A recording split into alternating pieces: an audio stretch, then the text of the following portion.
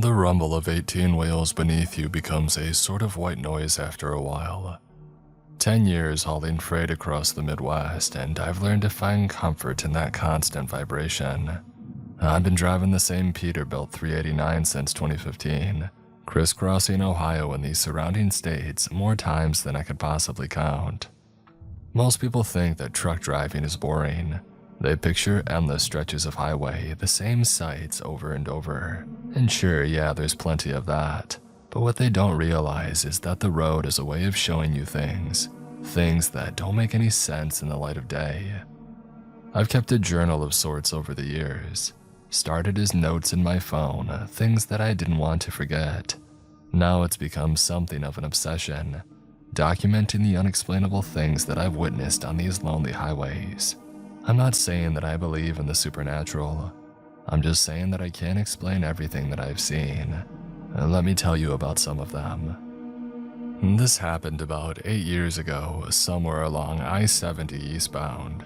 It was early October and Ohio was showing off with those brilliant fall colors. I was hauling automotive parts from Indianapolis to Columbus, a route that I had driven maybe 100 times before. It was around 3 a.m., that dead zone when your eyelids get heavy and the coffee's worn off, but you've still got hours to go. The road was practically empty, just me and the occasional passenger car every 20 minutes or so. I remember checking my mirrors and seeing nothing but darkness behind me when I passed mile marker 347.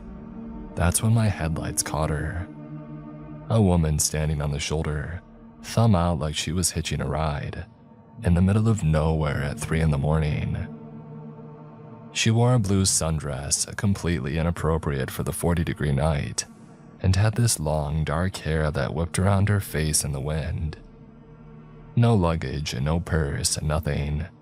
Just standing there, staring directly at me as I passed.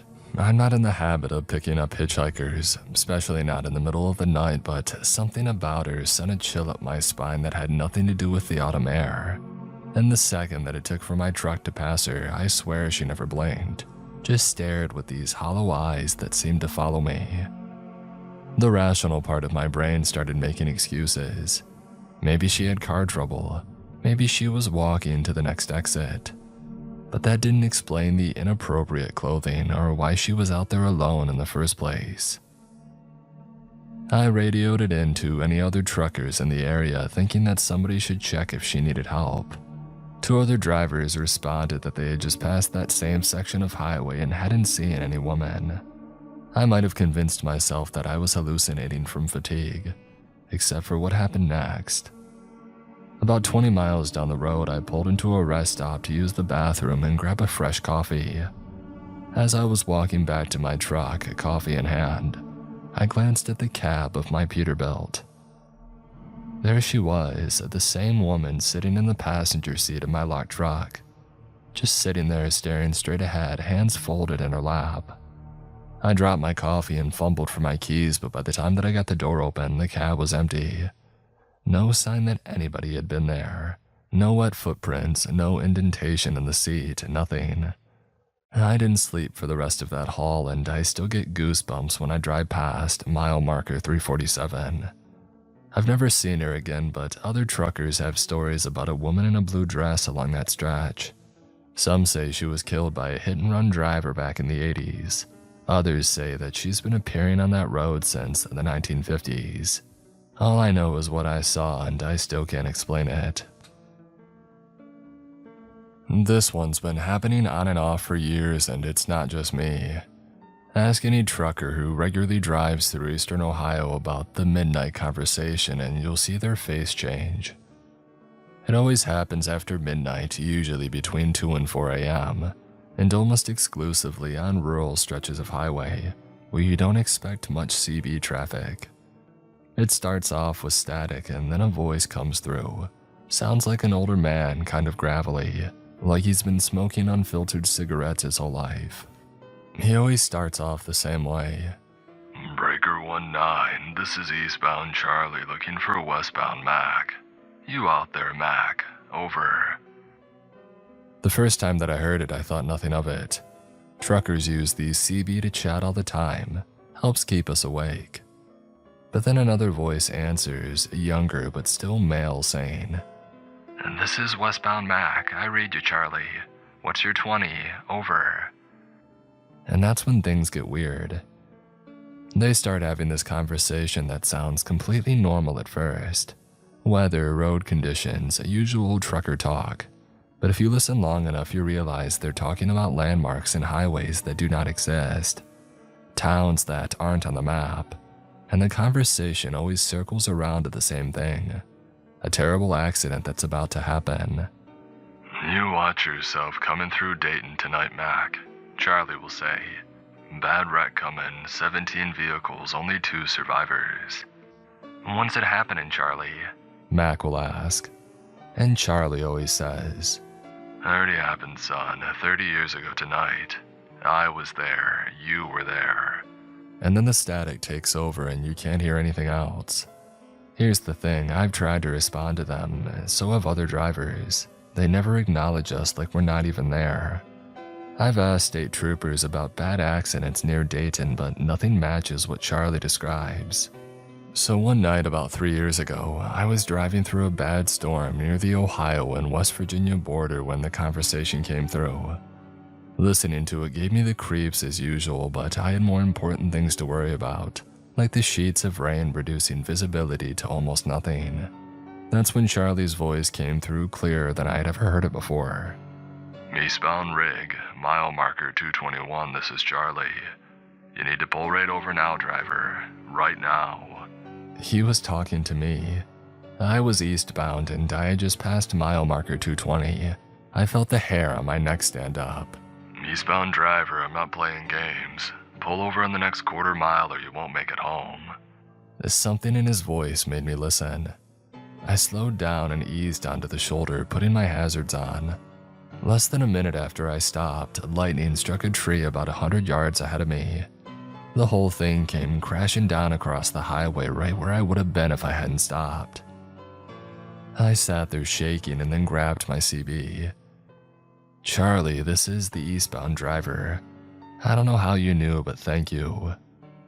No response, just static. This happened last winter and it still bothers me when I think about it. I was hauling a load up through the eastern part of the state, taking the scenic route on Highway 93 instead of the interstate. It was getting late and a snowstorm was picking up. The weather report hadn't called for anything serious, but you know how Ohio winters can be, unpredictable. By 9 p.m., the snow was coming down so hard that I could barely see 20 feet in front of me. I needed to stop and wait it out. That's when I saw the lights of what looked like a truck stop up ahead. Not one that I recognized, but beggars can't be choosers in a blizzard. I pulled in and was surprised to see about 6 other trucks parked there. The place looked old but well maintained. One of those mom and pop operations that have mostly disappeared with the big chains all taking over. The sign said Halliday's Rest Stop, which didn't ring any bells, but again, I didn't care as long as they had coffee and a bathroom. Walking in, I got an odd feeling right away. The place was clean and warm with a small diner section and a convenience store area. 1950s music played softly from speakers somewhere. But what struck me was that despite the trucks outside, there were only 2 people in the place. A middle-aged waitress behind the counter and one customer, an older man in a flannel shirt sitting at the counter. "Evening," the waitress said with a smile. Her name tag read Doris. "Just you?" I nodded, stamping snow from my boots. "Nasty out there, it came out of nowhere." "Always does," she said, pouring coffee without asking if I wanted anything. "The special tonight is meatloaf." I thanked her and took a seat at the booth, a few spots away from the man at the counter. The whole place had this weird vibe, like I had stepped back in time. No Wi-Fi password displayed, no TV. Even the prices on the menu seemed too low. The old man at the counter caught me looking around and nodded at me. "First time at Halliday's." "Yeah," I said, "I don't usually come up this way." He chuckled. "Oh, none of us plan to. Storms always bring us in." Something about the way that he said it made my skin crawl. I tried to focus on my menu, but I could feel him watching me. The waitress brought my coffee and I ordered the meatloaf special. While I waited, I pulled out my phone to check the weather. No signal, not even one bar. "Oh, phone won't work here, honey," Doris said as she passed by. "Never does." I ate quickly, keeping to myself. The food was good, really good actually, but I couldn't shake the feeling that something wasn't right about this place. The old man kept stealing glances at me, and I noticed that he wasn't actually eating, just nursing the same cup of coffee. When I finished, I asked for my check. "That'll be $8.50, Doris said. "Cash only." I paid, leaving a generous tip. Something told me that I should stay on her good side. "You stay in the night?" she asked, making change. "In my sleeper," I said. "Storm should pass through by morning." She gave me an odd look.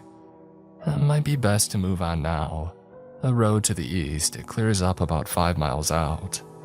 The old man spoke up then. "Yeah, she's right. Best not stay too long at Halliday's your first time around. Some folks never leave." I thanked them both, thoroughly creeped out by now, and headed back to my truck. The snow was still coming down hard, but something made me take their advice. I started up my rig and pulled out, heading east as Doris had suggested.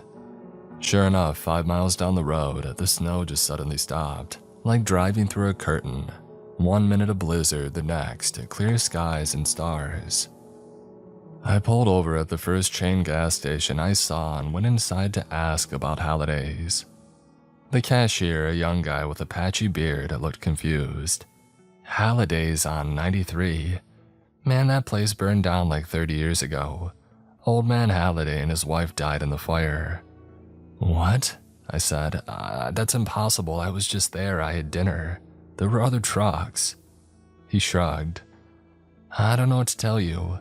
There's nothing there now but a concrete pad and some ruins. Been that way since before I was born." I didn't believe him. I got back in my truck the next morning and drove back that way in daylight, found the turnoff where I had pulled in the night before. There was nothing there. Just a cracked concrete foundation, some charred wooden beams, and a rusted sign barely legible through decades of weathering. Halliday's rest stop. No other trucks, no diner, no Doris. I've asked other truckers about it since then. A few, very few, have had similar experiences. Always during unexpected snowstorms, and always the same descriptions of Doris and the old man. Always the warning not to stay too long. I don't take Highway 93 anymore if I can help it, especially not in the winter. This one still gives me chills because, unlike some of the other stories I've told you, I've never found anybody else who's experienced anything similar. It happened to me and only me as far as I know. About 4 years ago, I was driving a late-night run down State Route 33 heading southeast from Columbus toward the West Virginia border. It was April, mild weather, clear skies with a full moon, perfect driving conditions. Around 1 a.m., I noticed headlights in my rearview mirror. Nothing unusual about that except they seemed to be gaining on me fast. Within a minute, there was a car right on my tail. So close that I couldn't even see its headlights anymore, just the glow reflecting off my trailer. Now any trucker will tell you that this is dangerous as hell. If I had to brake suddenly, whoever was behind me would go right under my trailer, a death sentence for them. I tapped my brakes lightly, just enough to make my taillights flash as a warning, but the car didn't back off. I increased my speed a little, thinking they would pass me when the passing lane opened up. Soon enough, the lane widened, but the car stayed right on my tail. By this point, I was getting annoyed. I sped up to 70, over the limit for a truck my size, but they still clung to my back end. In the moonlight, I could just make out the shape in my mirrors. It looked like an older model car, maybe from the 70s, big and boxy. I couldn't see the driver. This went on for about 20 minutes. Every time the road opened to 2 lanes, I expected them to pass, but they never did. just maintained that uncomfortably close distance, perfectly matching my speed. Finally, I decided to pull into the next rest stop and let them go around. There was one coming up in a few miles, so I put on my signal early to make my intentions clear. The moment that my blinker went on, the car finally backed off a little bit. I pulled into the rest area, completely empty at that hour, and I watched my mirror expecting the car to continue down the highway. Instead, it followed me in. At this point, I was starting to get concerned. Road rage is somebody looking to hijack my cargo. I reached for the baseball bat that I kept in my cab just to be safe. The car parked about 50 feet behind my truck. In my mirror, I could see that it was indeed an old sedan, a Chevy Capri from the 70s, dark green or maybe blue, hard to tell in the moonlight. The driver's door opened and a man got out. Even from that distance, something seemed off about him. He moved stiffly, mechanically, like his joints didn't bend quite right.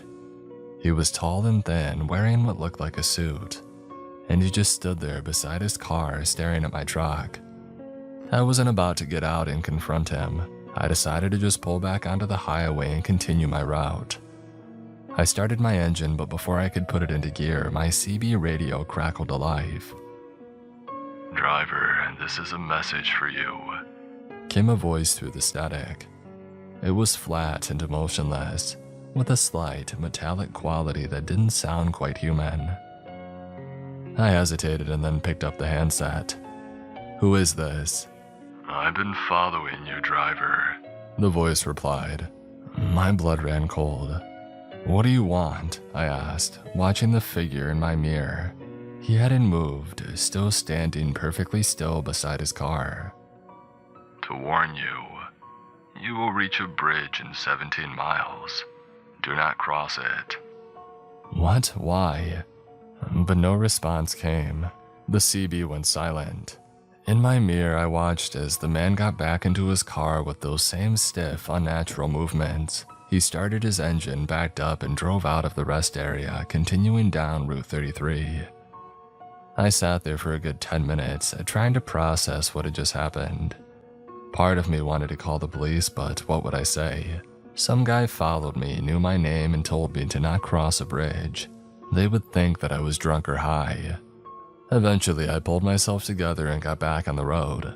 As I drove, I counted down the miles, a feeling of dread growing with each passing marker. Whatever bridge that he was talking about would be coming up soon. At mile 16, I saw it in the distance, a small bridge spanning a creek, nothing special. As I approached, I noticed something on the bridge, flashing lights. As I got closer, I could make out police cars, an ambulance, and a tow truck. I slowed down as I reached them. A state trooper waved me to a stop. "What happened?" I asked him, rolling down my window. "Drunk driver crashed through the guardrail about an hour ago. Car's down in the creek. Still working on getting the body out." "What kind of car?" I asked, already knowing the answer somehow. "An old Chevy Capri, I think. 70s model, dark blue." I thanked him and drove on, my hands shaking on the wheel. I've spent countless hours trying to figure out what had happened that night. The same car that followed me had already crashed and the driver was dead. Was I being warned by what? The driver's ghost? Some kind of anomaly? I've driven Route 33 many times since then. I've never seen that car again, never heard that voice on my CB. But I always make sure to slow down when I get to that bridge, half expecting to see those headlights in my mirror again. When you've been driving trucks for as long as I have, you develop a kind of sixth sense about deliveries. You can tell when something's not right about a shipment. Maybe the paperwork seems off or the location doesn't match the type of cargo. 9 times out of 10, there's a simple explanation, but sometimes things just don't add up. This particular incident happened about 5 years ago in the middle of a brutal January cold snap.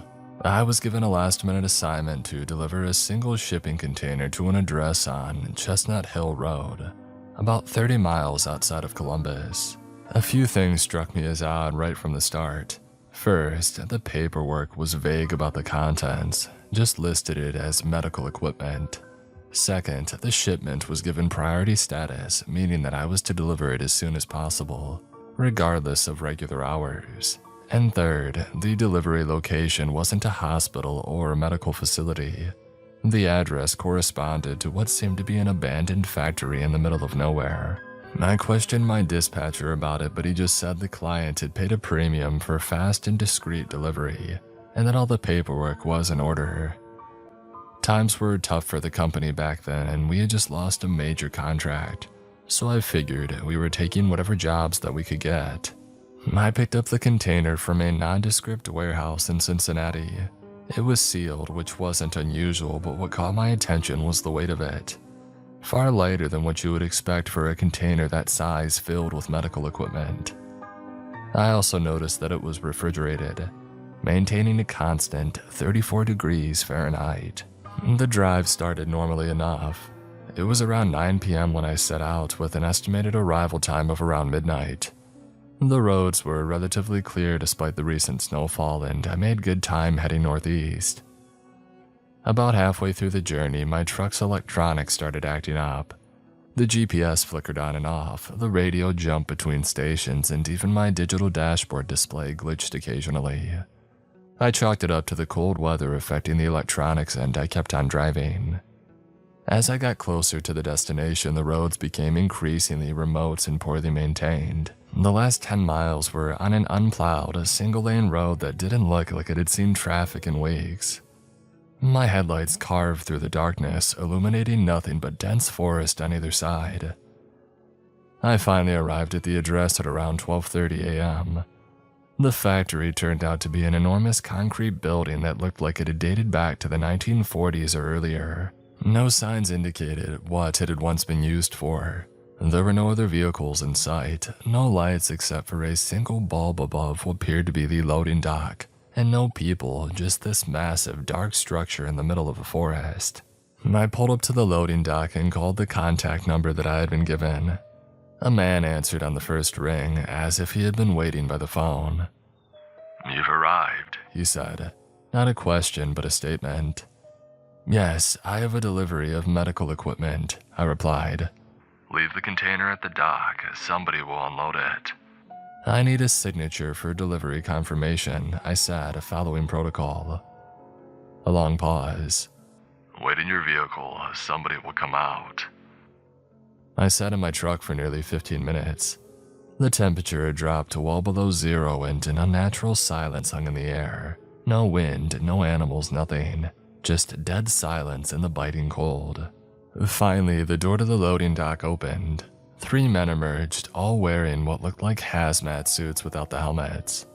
They moved with practiced efficiency, barely acknowledging me as they began to work on opening the container. One of them approached my window. Up close, I could see his face was gaunt, with dark circles under bloodshot eyes. "A delivery confirmation," I said, holding out the digital pad that we used for signatures. He signed it quickly. "You saw nothing here tonight," he said, handing the pad back. "But what is this place?" I asked, curiosity getting the better of me. He stared at me for a moment. "Research facility, government contract. That's all you need to know." I nodded, but as I was putting the pad away, I glanced toward the container. The other 2 men had opened it, and I caught a glimpse of what was inside before they moved to block my view. It wasn't medical equipment. The container was filled with what looked like large, cylindrical tanks, each about the size of a person arranged in rows. They were frosted over, clearly keeping whatever was inside very cold, and there were cables, dozens of them, connecting each tank to what appeared to be a monitoring equipment. The man at my window noticed me looking. "Leave now, forget what you've seen." Something in his tone made it clear this wasn't a suggestion. I put my truck in gear and started to pull away. As I did, I caught one final glimpse in my side mirror. They were unloading one of the tanks, and condensation was pouring off of it like fog. For just a second, I thought I saw something moving inside, pressing up against the glass. I drove away as fast as was safe on that icy road. About a mile from the facility, my GPS suddenly came back online and all my electronics returned to normal. I made it back to my home that night. Since then, I haven't had any other assignments to that location, and honestly, I'm okay with that. Now everybody's heard of the Moonville Tunnel down in Vinton County. It's an old railroad tunnel with all the ghost stories attached to it. But there's another tunnel, less well known, that sits abandoned along an old mining railroad track in eastern Ohio. No tourist websites mention it, no ghost hunters visit it. It doesn't even have a name that I've ever heard. It's just there, forgotten by almost everyone. I wouldn't have known about it either if my GPS hadn't sent me on a detour down a country road that passed near it about 6 years ago. I was hauling a load from Cleveland to Marietta, and there had been a bad accident on the highway that shut down all southbound lanes. The GPS recalculated and sent me on what it promised was the fastest alternative route. The route quickly deteriorated from a paved county road to a gravel path barely wide enough for my rig. I was about to turn around when my GPS insisted that I was only 3 miles from a main road that would take me back to the highway. Deciding that going forward was better than backing up on the narrow road, I pressed on. And that's when I saw it. A stone archway emerging from the hillside, almost completely overgrown with vegetation. I would have missed it entirely if not for the setting sun hitting it at just the right angle. It was clearly man-made, an old railroad tunnel from the looks of it. I would have just driven past and forgotten about it, but my truck chose that moment to sputter out and die. The engine cut out completely without warning. I tried to restart it, but nothing happened. No response at all, like somebody had disconnected the battery. It was getting dark out, and I had no cell phone service out here. I decided to try walking to find a signal, thinking that I would head toward where the main road was supposed to be. I grabbed my flashlight, locked my truck, and I started walking. Something drew me toward the tunnel first. Professional curiosity, I told myself. I had never seen an abandoned tunnel up close before. As I approached, I could see that it was in bad shape. The stone archway was crumbling and part of the tunnel appeared to have collapsed about 20 feet in. Railroad ties rotted on the ground, the steel rails long since removed. I shined my flashlight inside. Cool air flowed out, carrying a musty mineral smell. Nothing unusual for an old tunnel. I was about to turn away when I heard it. A voice, faint but distinct, coming from inside. "Help, please." I froze. It sounded like a child's voice. A young boy, maybe 8 or 10 years old. "Hello?" I called out. "Who's there?" No response. I hesitated and then stepped into the tunnel entrance, my flashlight beam cutting through the darkness. The collapse that I had seen from outside had blocked about half the tunnel width, leaving a narrow passage along the right side. "Is somebody in here? Do you need help?" I called out louder this time. "Help me, I'm stuck." The voice came again from somewhere behind the collapse. Every instinct told me to go back to my truck and wait for another vehicle to pass by. This was how horror movies started. But if there really was a kid trapped in there? I squeezed past the collapsed section, careful not to disturb any loose rocks. Beyond it, the tunnel continued for maybe another 100 feet before ending in a solid wall of fallen stone and dirt. A complete cave-in. "Where are you at?" I called out, scanning the walls and floor with my flashlight. No sign of anyone. "I'm here, behind the wall." The voice was clearer now, definitely coming from beyond the cave-in. "They left me here." "Who left you? How long have you been in there?" I asked, approaching the wall of debris cautiously. "They left me after the collapse. They couldn't reach me." A chill ran through me that had nothing to do with the cool air. This didn't feel right. I knew that I should leave. Whatever was happening here, it wasn't a child in immediate danger, but something kept me rooted to the spot. Curiosity, compassion, or maybe just the strange pull of the place. "I don't think that I can help you. This collapse is massive." "You can." The voice insisted, taking on an oddly persuasive tone that didn't sound childlike anymore. "Just move a few rocks and make an opening. I can squeeze through a small space." I noticed something then that made my blood run cold. While the voice was talking about squeezing through, My flashlight beam caught movement in the wall of debris. The dirt between some of the rocks was shifting. It was bulging outward slightly as if something on the other side was pressing against it. "What are you?" I whispered. The voice changed, dropping any pretense of being a child. It became deeper with an unnatural resonance that seemed to vibrate through the stones themselves. "Somebody who has waited a very long time for company. Let me out. Let me ride with you, trucker. The things I could show you on the road at night." The bulging dirt moved again, more forcefully this time. Small stones shifted and fell away from the wall. Something dark began to seep through the spaces between the rocks, not water or mud, but something that seemed to absorb the light from my flashlight rather than reflect it. I turned and ran, squeezing back through the partial collapse and not stopping until I had made it back to my truck. To my shock, it started immediately when I turned the key, as if nothing had ever been wrong with it. As I pulled away, I glanced in my mirror. In the fading daylight, I could see a figure standing at the tunnel entrance, small, like a child from a distance, but its proportions were all wrong. Its too thin arms were too long. It raised one elongated hand as if waving goodbye. Most truck drivers in Ohio have had close calls with deer. They're everywhere, especially during rutting season when the bucks lose whatever sense of self-preservation they normally have. You get used to scanning the tree lines at dusk and dawn, watching for that telltale movement, the flash of eyes reflecting your headlights. What happened to me on Route 13 near Mansville was different though. It was early November, peak season for deer vehicle collisions. I was hauling a load of paper products up to a distribution center, making good time despite the intermittent fog that had settled in the low-lying areas. The road there cuts through some pretty dense forest with steep embankments on either side in places.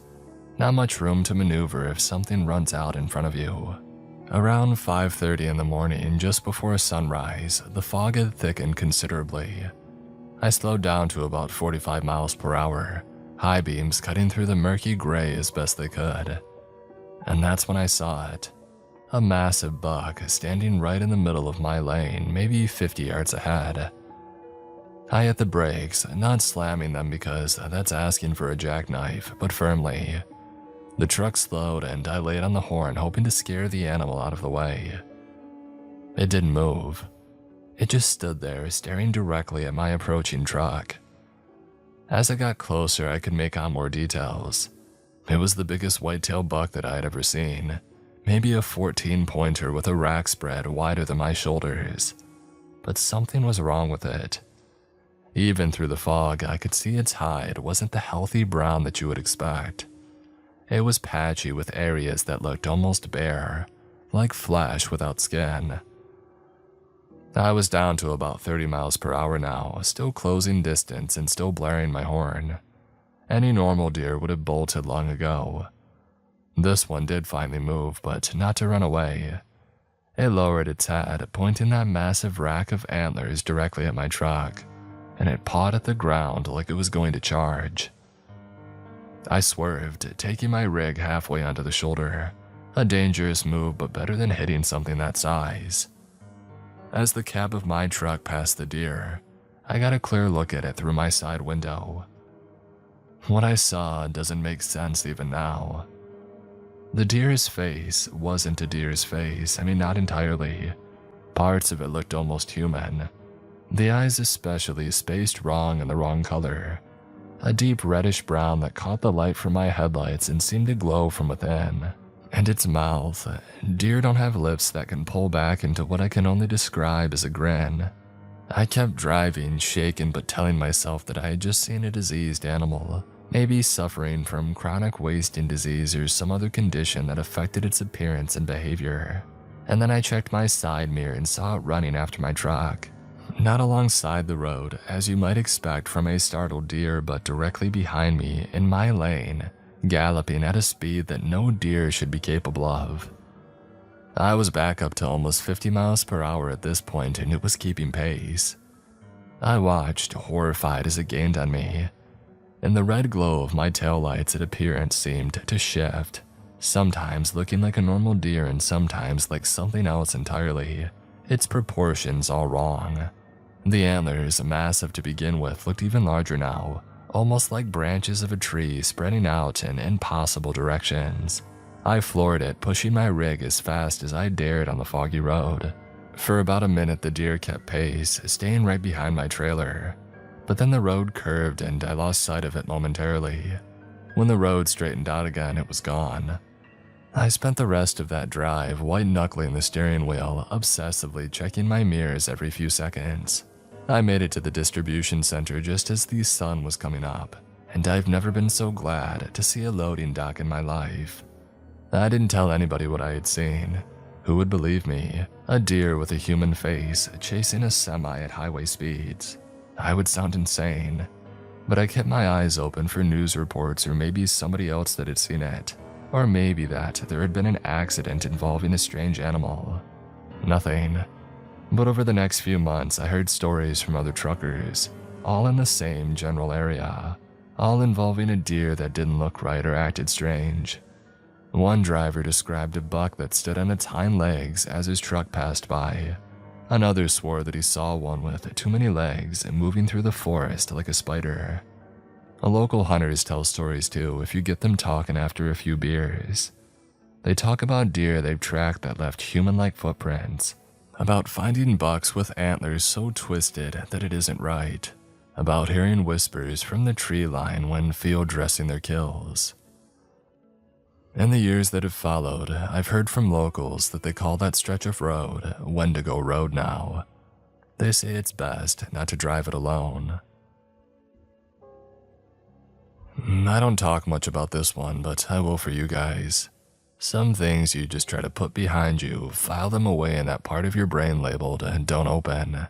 But since I'm telling these stories, I might as well include the one that still wakes me up in a cold sweat some nights.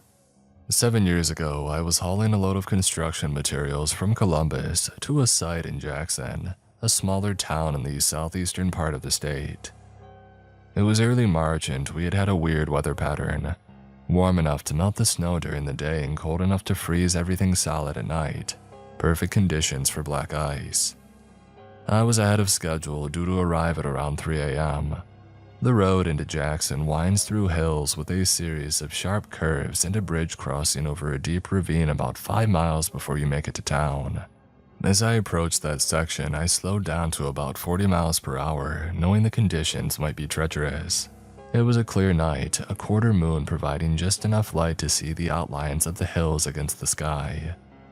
The bridge appeared around a bend, an old steel truss structure that had probably been there since the 1930s.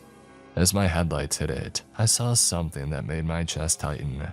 A car on the bridge, sideways, its headlights pointing toward the guardrail. I immediately hit the brakes, pumping them to avoid locking up. My trailer started to fishtail slightly on the slick surface, but I managed to keep it under control.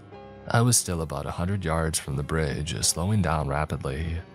And that's when I saw the other headlights. Another car approaching the bridge from the opposite direction. I remember thinking, they're not going to see that stalled car in time. I laid on my horn, flashed my lights, anything to warn the approaching driver, but it was too late. The oncoming car hit a patch of ice just before the bridge, skidded and slammed into the stalled vehicle at full speed. The impact sent both cars crashing through the guardrail. I managed to bring my rig to a stop about 50 feet from the bridge. I grabbed my flashlight and phone and ran toward the scene, already dialing 911. But as I reached the bridge, I realized with horror that the guardrail was intact. There were no cars, no sign of an accident at all. I stood there confused and shaken. Had I imagined the whole thing? Was I more tired than I thought?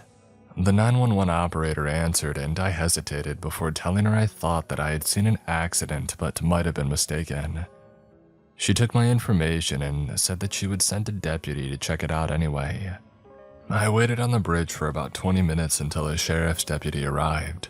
He got out of his cruiser, flashlight in hand. "You reported an accident?" he asked, scanning the bridge with his light.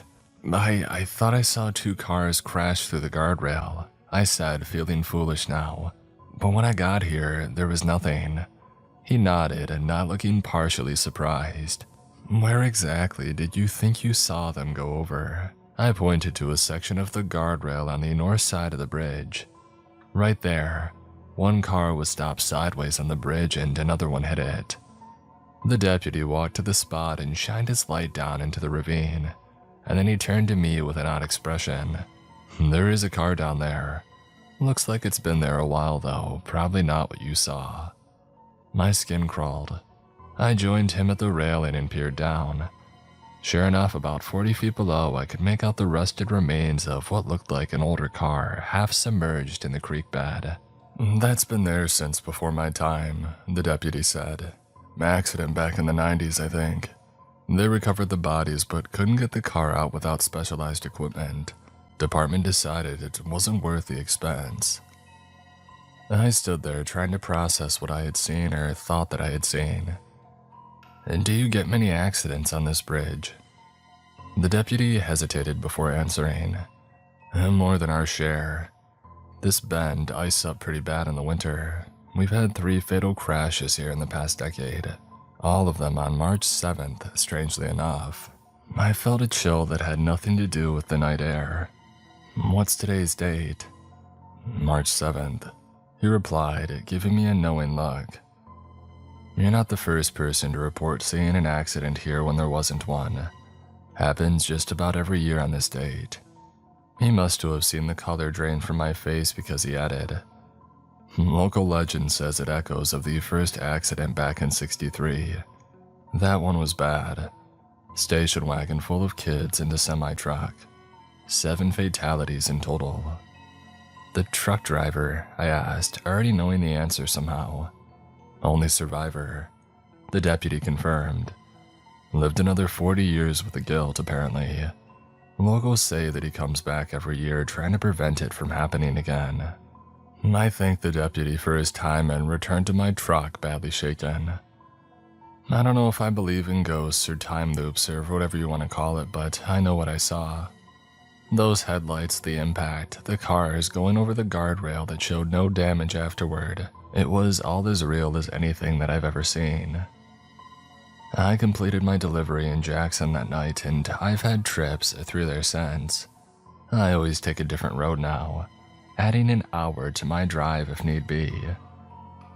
The locals think it's because of the curves and the ice. I'll let them think that.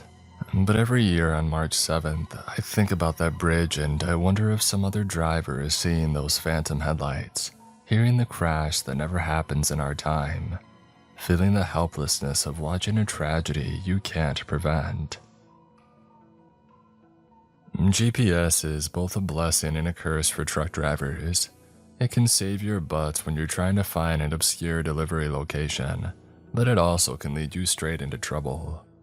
Low bridges, weight-restricted roads, or neighborhoods where an 18-wheeler has no business being. I learned to be skeptical of GPS directions early in my career, but even I couldn't have anticipated where it would lead me one foggy night in late October about 4 years ago. I was hauling a partial load from Zanesville to Cambridge, taking smaller state and county roads instead of doubling back to the interstate. It was around 10 p.m. and a heavy fog had settled into the valleys, limiting visibility to maybe 30 feet in some places. I was relying heavily on my GPS, taking it slow and carefully watching for signs at each turn. About halfway through the journey, the GPS instructed me to turn onto County Road 793. I did, noting that the pavement quickly deteriorated to a chip and seal surface barely wide enough for my rig. I slowed to a crawl, questioning whether I should turn around, but the GPS insisted this was the right way. After about 3 miles of this, the road curved sharply as I rounded the bend. The fog suddenly lifted. Like driving through a curtain, I emerged into a clear patch where I could see the night sky, stars shining brightly overhead. Below them sat a town that I had never seen before, maybe 24 buildings lining a main street, and a few residential streets branching off of it. The architecture looked old, early 1900s style, but everything was immaculately maintained. Streetlights cast a warm yellow glow over empty sidewalks. A sign at the town's edge read, "Welcome to Roscoe, population 312. I had never heard of Roscoe, but Ohio has plenty of tiny towns that don't make it onto most maps. My GPS showed that I was still on the road with no town indicated, but that wasn't unusual for older and smaller places. As I drove slowly down the main street, I noticed something odd. There were no people visible anywhere, despite several businesses appearing to be open. The local diner had lights on, and I could see place settings on the tables through the windows. The small movie theater's marquee advertised The Last Picture Show with Now playing beneath it, though the film was from the 1970s. Even the gas station looked operational. Price sign showing gasoline at $1.32 per gallon, a price that I hadn't seen in 20 years. I needed fuel and figured this was as good a place as any to stop. I pulled into the gas station, which thankfully had a layout spacious enough for my rig. When I shut off my engine, I was struck by the absolute silence. No distant traffic noise and no music from nearby buildings, not even insects or the wind. Just complete, unnatural quiet. I got out and approached the pumps. They were older but looked functional. No card readers, though apparently this was a pay-inside establishment. I walked to the store entrance, noting that my footsteps seemed abnormally loud in the stillness. Through the windows, I could see the interior was lit and looked fully stocked, but there was no attendant visible at the counter. The door opened with a cheerful bell jingle that made me jump in the silence. Inside, rows of snacks, drinks, and basic automotive supplies lined the shelves, all with packaging that looked like it was from the 1990s.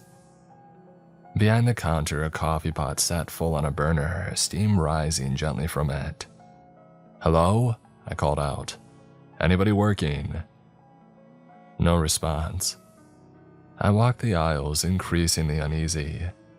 Everything looked normal except for the dated products and the complete absence of people. No security cameras and no modern touchscreen registers, just an old mechanical cash register on the counter. Next to it sat a local newspaper. I picked it up looking for a date. The masthead read, "The Roscoe Register," with the date of October 17th, 1997, and a headline about the local high school football team's homecoming victory. That was over 20 years ago. I put the paper down, suddenly eager to leave. Whatever was going on here was not right, and I didn't want to be a part of it. I hurried back to my truck and started the engine, relieved when it turned over normally. As I pulled out of the gas station, I noticed movement in my side mirror, the first sign of life that I had seen in the town. A man stood in the entrance to the gas station watching me. He wore what looked like a mechanic's uniform, dark blue with a name patch that I couldn't read from that distance. Even from here, I could tell something was off about his appearance.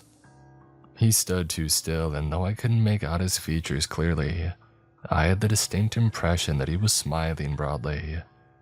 He raised one hand in greeting or warning as I drove away.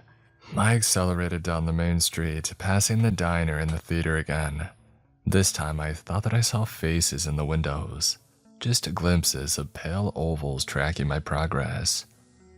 My skin crawled as I pushed the speed well beyond what was safe for the road. At the town's edge where I had seen the welcome sign earlier, the fog still hung like a wall. I plunged into it, blind for several seconds, until my headlights again showed nothing but the poorly maintained country road ahead. I drove another 10 miles before my heartbeat returned to normal. When I reached a major intersection with highway signs that I recognized, I pulled over and checked my GPS and map apps. According to them, I had just traveled along Road 793, which ran uninterrupted between the two larger towns. No town named Roscoe. When I made it to my destination, I asked several locals about Roscoe. Most had never heard of it. One elderly man at the delivery site, however, gave me a strange look when I mentioned the name. Roscoe's been gone for decades. Whole town was condemned and evacuated after the chemical spill from the plant nearby. They were supposed to demolish it, but funding fell through. Last I heard, it's just a bunch of abandoned buildings slowly falling apart. How did you hear about it? I muffled something about seeing an old road sign and I changed the subject. Later, I researched Roscoe online. There was indeed a small town by that name that had been evacuated in '97 after a chemical accident contaminated the groundwater.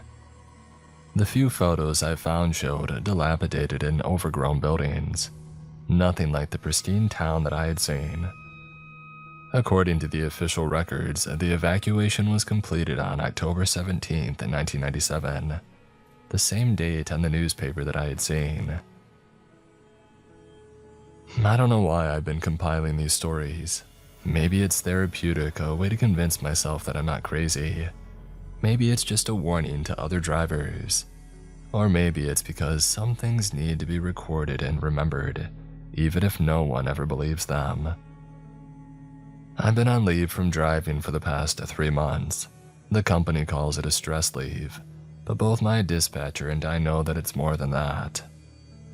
I have a handful of other stories that I might share with you in the future, but for now, I just want to get my mind off of things. Take my time not being on the road just to relax and try to recuperate. Thank you all for listening. Stay safe out there.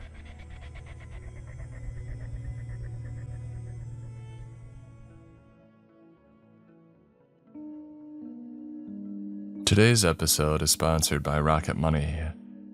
Alright, quick question. Have you ever checked your bank statement and realized that you're still paying for something that you completely forgot about? I had that moment not too long ago, and it made me realize that I needed a better way to keep track of everything. And that's where Rocket Money comes in. Rocket Money is a personal finance app that helps find and cancel your unwanted subscriptions, monitors your spending, and helps lower your bills so that you can grow your savings. What I like about it is how everything shows up in one place. You can see your subscriptions, your spending, and all your accounts together in one simple dashboard. It also automatically categorizes your transactions so you can actually see where your money is going each month. For me, it's been really helpful just getting that clear picture and setting simple budgets so I know that I'm staying on track. And if you spot a subscription that you don't want anymore, Rocket Money can help you cancel it right in the app with just a few taps, which saves a ton of time. Let Rocket Money help you reach your financial goals faster. Join at rocketmoney.com/Mr. Creeps. That's rocketmoney.com/Mr. Creeps. rocketmoney.com/Mr. Creeps.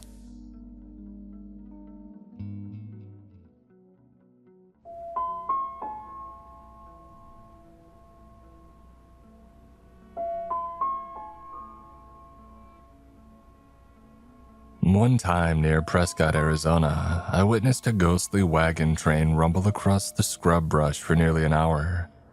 It kept pace with my truck as I screamed down the highway. The driver even doffed his cap to me.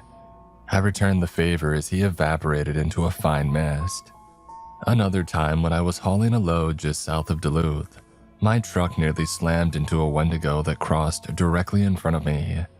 The sucker was tall, near 12 feet, and made from bones that just didn't fit together right.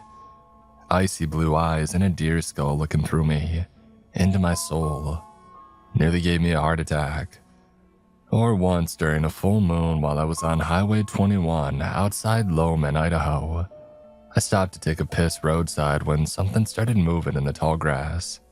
Hand to God, 6 people no taller than a foot dressed in blood-streaked deerskins walked out and fired about a dozen arrows at me in my truck. I yanked my pants up, pissed all over myself, but made it back into my truck before an arrow found me. Later, an old Shoshone man in a nearby hotel told me that I had probably seen the Namerigar, called them the People Eaters, and boy howdy was I glad I'd cut my piss short to escape them. Point is, when you crisscross the country as often as I do, bearing witness to the bizarre becomes second nature. It can't be helped. Sometimes the universe's oddities finds your eyeballs and you have to adjust your understanding of the natural world a tick or two. The lessons you learned in school amount to a hill of beans after you've seen a skinwalker run along your truck for 2 miles or watched a UFO buzz a cornfield. Each time you witness something that colors outside the lines, our collective lack of knowledge about the natural world smacks you red in the face. But our knowledge about the supernatural world, paltry, non-existence. At best, we have guesses. At worst, superstitions. Hell, we know more about the mountains on Mars than we do about Bigfoot and his ilk. For all we know, Bigfoot is a Martian. I'll never understand why these things happen, but talk to any road dog and they'll tell you the same stories. It's part and parcel to the gig. You pull freight for any extended period of time and you're bound to have the weird find your world. Normally, I'd be able to compartmentalize these events. Those thoughts get stashed away in my mind's attic to be contemplated at another time. I'll trot them out a few times a year, usually when I'm bullshitting with other truckers or trying to tell a compelling story at a party. I may not understand the goings-on, but I know how to use them. The truth is, if I let those ideas into the wider framework of my brain, it'd be damn near impossible to do anything else but dwell on them. I'm a curious cat, always have been. I go down more rabbit holes than Bugs Bunny. How I keep my wits about me on the road. Here's something interesting about ants and aphids. Suddenly, I'm listening to 10 books about natural symbiosis, just how my brain works. But I can't do that with the supernatural. Not now, anyway. Maybe when I hang my keys up for good. I know myself, and if I started studying these strange events, I won't stop thinking about them. And that wouldn't be good for the job. If I develop a healthy fear about the things I see all the time, well, makes the work impossible. Ignorance is bliss, right? If I sat and really thought about these encounters and what they mean in the grand scheme of things, I would die in that chair. So, while I understand that occult-like things exist in the world, I ain't high enough on the seniority ladder to understand their purpose. And they exist because we exist is the best that I've got. I don't make it any less unsettling, but it adds context that makes it easier to understand. Easier to ignore.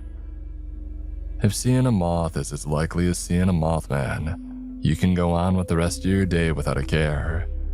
Well, maybe not if it's the Mothman visiting you.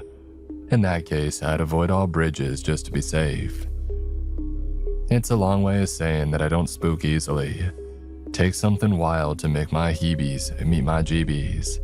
But they met recently and it's kept me up most nights. The dread sticks to me like a bad nickname. Most nights I'll nurse a lukewarm coffee and I'll let my mind wander.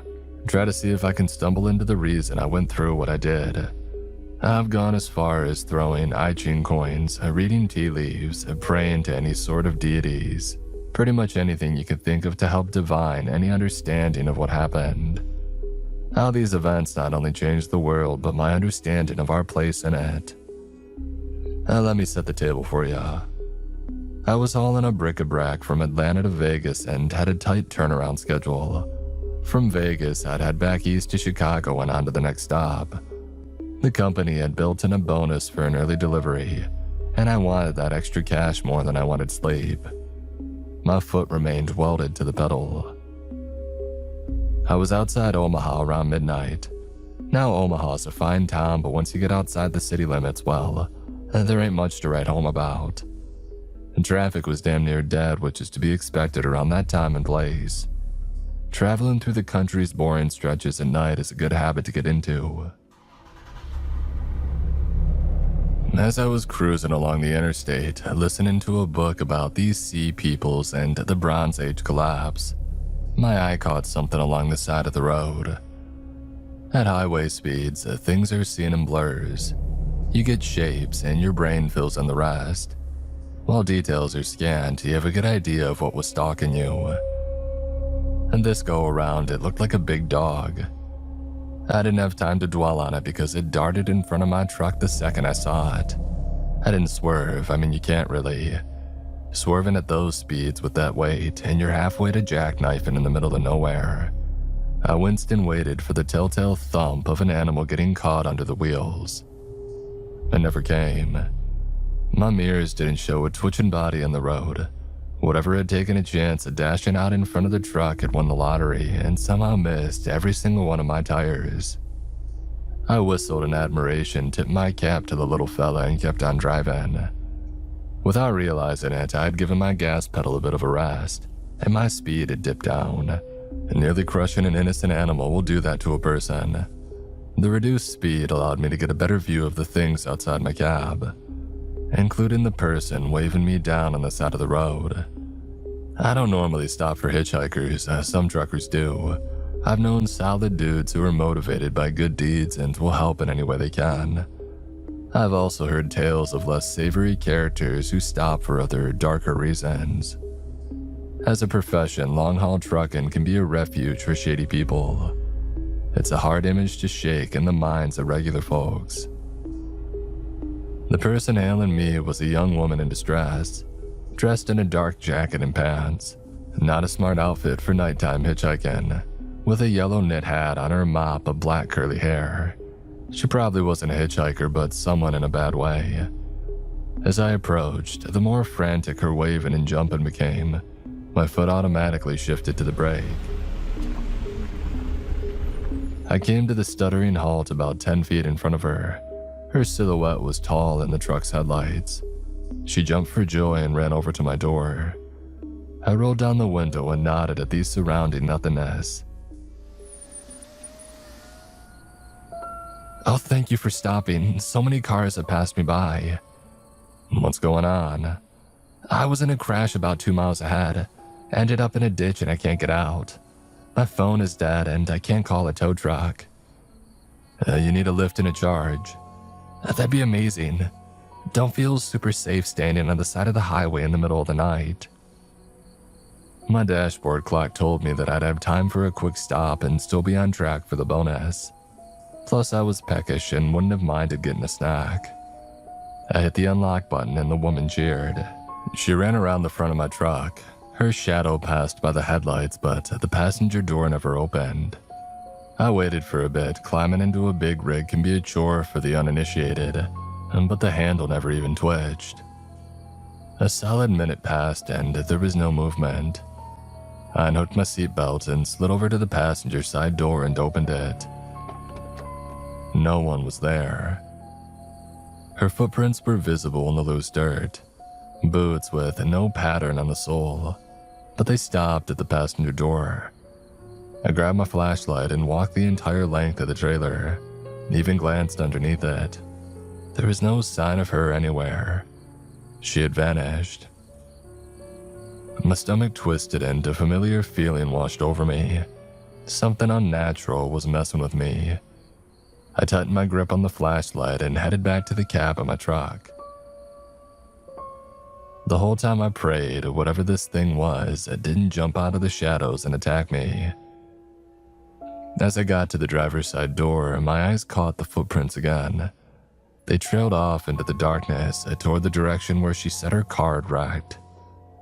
Despite my animal brain screaming at me to get back inside for safety, I needed to follow these footprints and discover where they went. It was a short walk. The footprints began about 15 feet away, emerging from the ditch along the side of the road. I shone my light down the highway, hoping to have it reflect off her wrecked car, but it just kept traveling uninterrupted into the vast nothingness. A sickening thought bubbled up. What if this was a ploy to get me to leave the safety of the truck? I was in a vulnerable position with little more than a shitty flashlight in my fist to defend myself. That was enough to get me back into the truck. About 10 minutes later, a red flashing icon lit up on my dashboard. My utility lights along the body of my truck had gone out. A quick glimpse in the mirror showed me the dormant bulbs. I don't love driving without the utility lights on, but it wasn't a deal breaker. That bonus kept bouncing around in my head. Not ideal, but not worth stopping. I rolled on. 10 minutes after that, another warning light started glowing, and then another. Finally, my check engine light started glowing and the rig lurched and stuttered. I passed a sign that said a truck stop was 2 miles away. I sighed and saw the bonus money flying away from me, and I hit my blinker. Mother Trucker's Truck World was a chain of compound-style truck stops along the highways and byways of the country. Each one was a sprawling mecca for long haulers. Dozens of pumps, a repair shop, a fully stocked gas station with loads of gear and comfort items, showers, washing machines, fast food places, and sometimes a church. If you have to stop during your run, these are the go-to places. If there was a silver lining to my rig breaking down, it was that it happened near a Mother Trucker's. My engine sputtered and died as I rolled into the station. With the last remaining bit of momentum, I guided it toward the mechanic's garage. It came to a squeaking stop. After calling the company and telling them what had happened and how late I'd be, hopped out of the cab to head inside to talk to the mechanic. But something caught my eye. It was a loose wire still swaying from the drive. It was shredded. I've had damage to my rig over time, but this was new. The wires had been gnawed on as if a rat went to town on them. That was implausible as the lights had went out while I was driving, and no rat can cling to my cab at those speeds, not even Master Splinter. I climbed up to get a closer look. The wires had a sticky greenish-yellow ooze dripping down them and puddling on the metal below. I had never seen anything like that before. I didn't want to touch it because it was still sizzling. No reason to add a personal injury to my already ruined night. I saw you roll in. What happened? It was the station's mechanic. According to his jumpsuit, his name was Boone.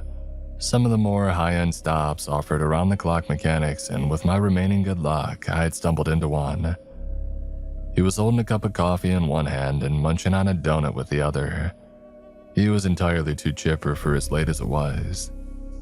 I climbed down and nodded back at the wires. It looks like something chewed through the line. Boone leaned in to better assess the frayed wires. Squirrels or rats are the likely culprits. Happens a lot in some of these rigs. Vermin hide and wreck shit when we least expect it. Kinda impressive when you think about it. I wasn't in the mood to be impressed by squirrels. And what vermin leaves a goo on the wires that they chew? A goo. Yeah, look closer, I said, offering to hold his coffee. He handed it to me, finished his donut, and climbed up. He held the wire in his hand and gave a surprised whistle. Ooh, this is a new one on me. Mercy, that's odd. Want to take a gander under the hood? I think whatever got into those lights also got into the engine. He hopped down and took his coffee back. I climbed into the cab and popped the hood latch. Boone shook his head in disbelief. Oh gosh darn, engine's covered in the stuff. I joined him from the other side, and sure enough, the green and yellow goo was everywhere in there. What the hell? The mechanic tapped the goo with the bottom of his coffee cup. It had hardened. He probably did that. I'm gonna have to take a chisel to it. I'm guessing that's what caused the engine to go kablooey. That probably didn't help the matters, and neither did all the cut wires. Every single one's been chewed through. He pointed at dozens of sliced wires frozen in the hardened amber-like goop. I pulled my shirt sleeve over my hand and tapped my knuckles against it. Solid as a rock. Is there even anything you can do here? What kind of mechanic would I be if I told you no? He said, taking a sip of his coffee. This is a new problem, but even new problems have solutions. Just gotta find it is all. You on a time crunch? I was, but that's all out the window. Sorry to hear. If you can disconnect the cab from the load, I'll get the pusher to bring it around. Start tinkering with it and see what I can find. Gonna be a bit before I have a clue what to tell ya. Truck stop's nice though, lot to do. I'll come find ya. He turned to leave, but I called for him to stop. Hey, you run a wrecker out here by chance? Yeah, we have one, yeah. Usually help the stadies when there's a crash. Why, you see one out there? No, did anybody call for one by chance? I've been quiet as a church fart all night. Anything else, or? I shook my head no, and he left for the garage.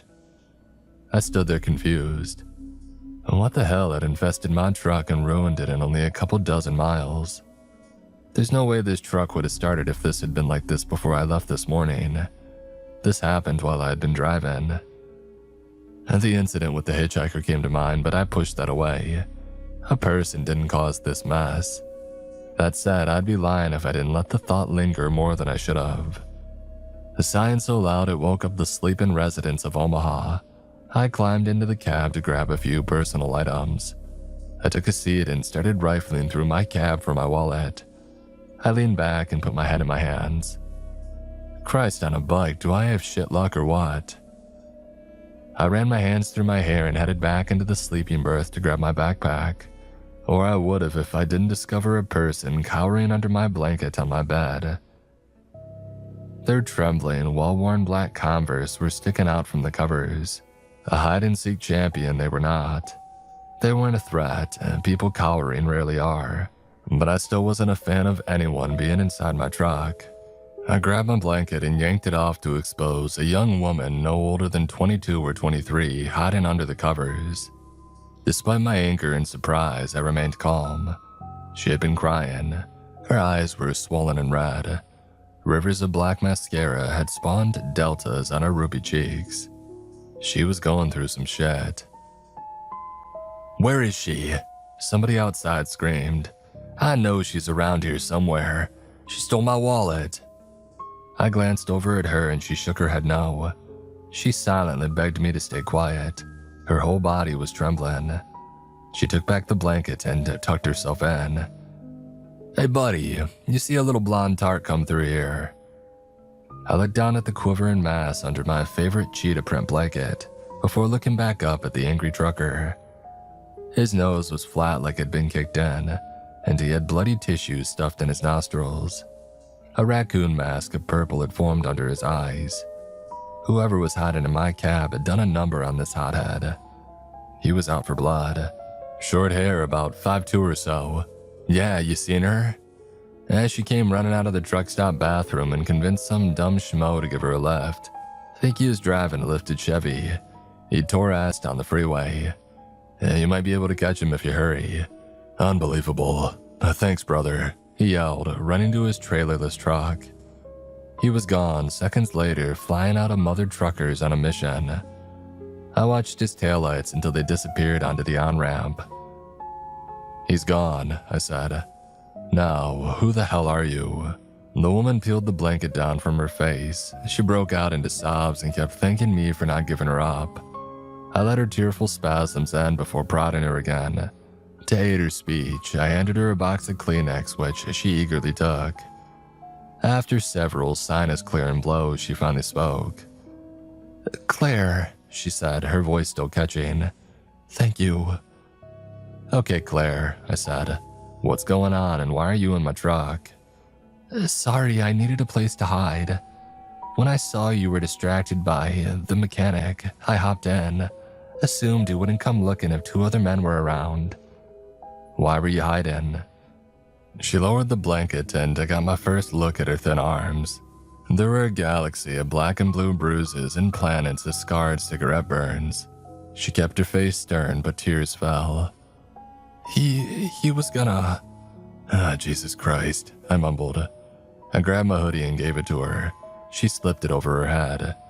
Boone was heading back over with a younger second mechanic operating the power pusher. "Come on, let's go inside. You look like you can do something to eat." She nodded, wiped her eyes, and bounced out of my truck.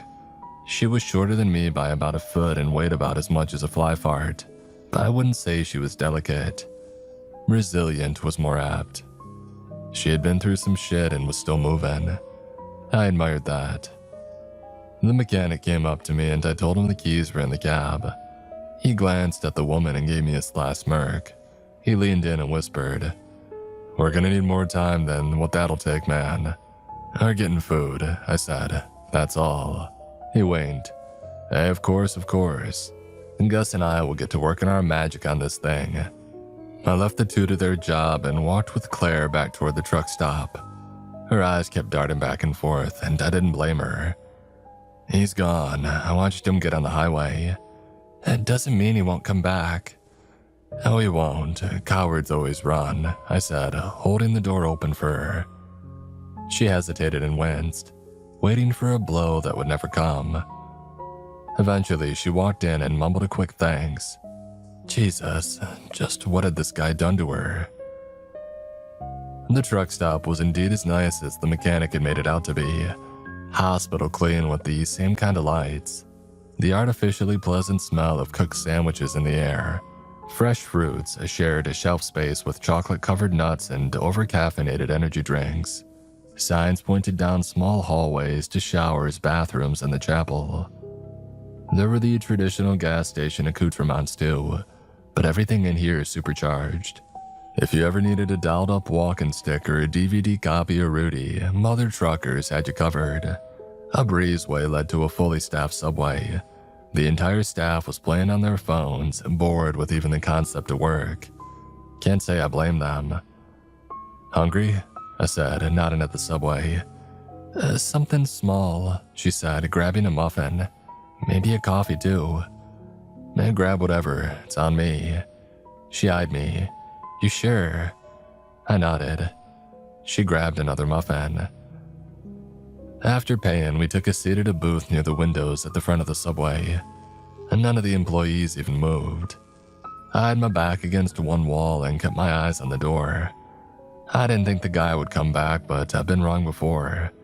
If he did, he'd be furious with Claire and pissed at me. His type always wanted to throw hands. I didn't, but I wasn't above it. My fury might only be of the righteous kind, but fury is fury regardless. And Claire ate her first muffin in 2 bites. It's clear that she was starving. Hey, if you want something else to eat, I started. She waved me off. No, it's fine. Just been a little bit since I last ate. Who was that guy? I asked, my voice low. A friend of yours, or... A friend, she said, turning to spit on the ground. If I had had a gun, he'd have several new holes in his body. She took a sip of her coffee, savored it, and then swallowed it down. He took me, outside Amarillo. Took you? Yeah, knocked me out, dragged me to his truck, and locked me in a dog cage that he kept in there. The hell? Yeah, he's a psycho. Sweet 1 minute, and then he put his cigarette out of my arm the next. He would have killed me. She said, her eyes welling up. Told me he was going to do it yesterday. Said it wasn't his first time. I believed him. Why didn't you call the cops? I asked, regretting it as I did. She laughed. Are you serious? As soon as they found out what I do for a living, their investigative drive ends. They ain't calling all cars to find a kidnapped hooker. Half of them think I deserve whatever happens to me, and the other half want a free turn. She took another sip of coffee, her hand shaking. I'm sorry, I said, turning away. A way of the world, she said, tears forming in her eyes again. She wiped them away and forced a smile. You saved my life, bought me these muffins, and I don't even know your name. It's Bird Dog, I said. She laughed.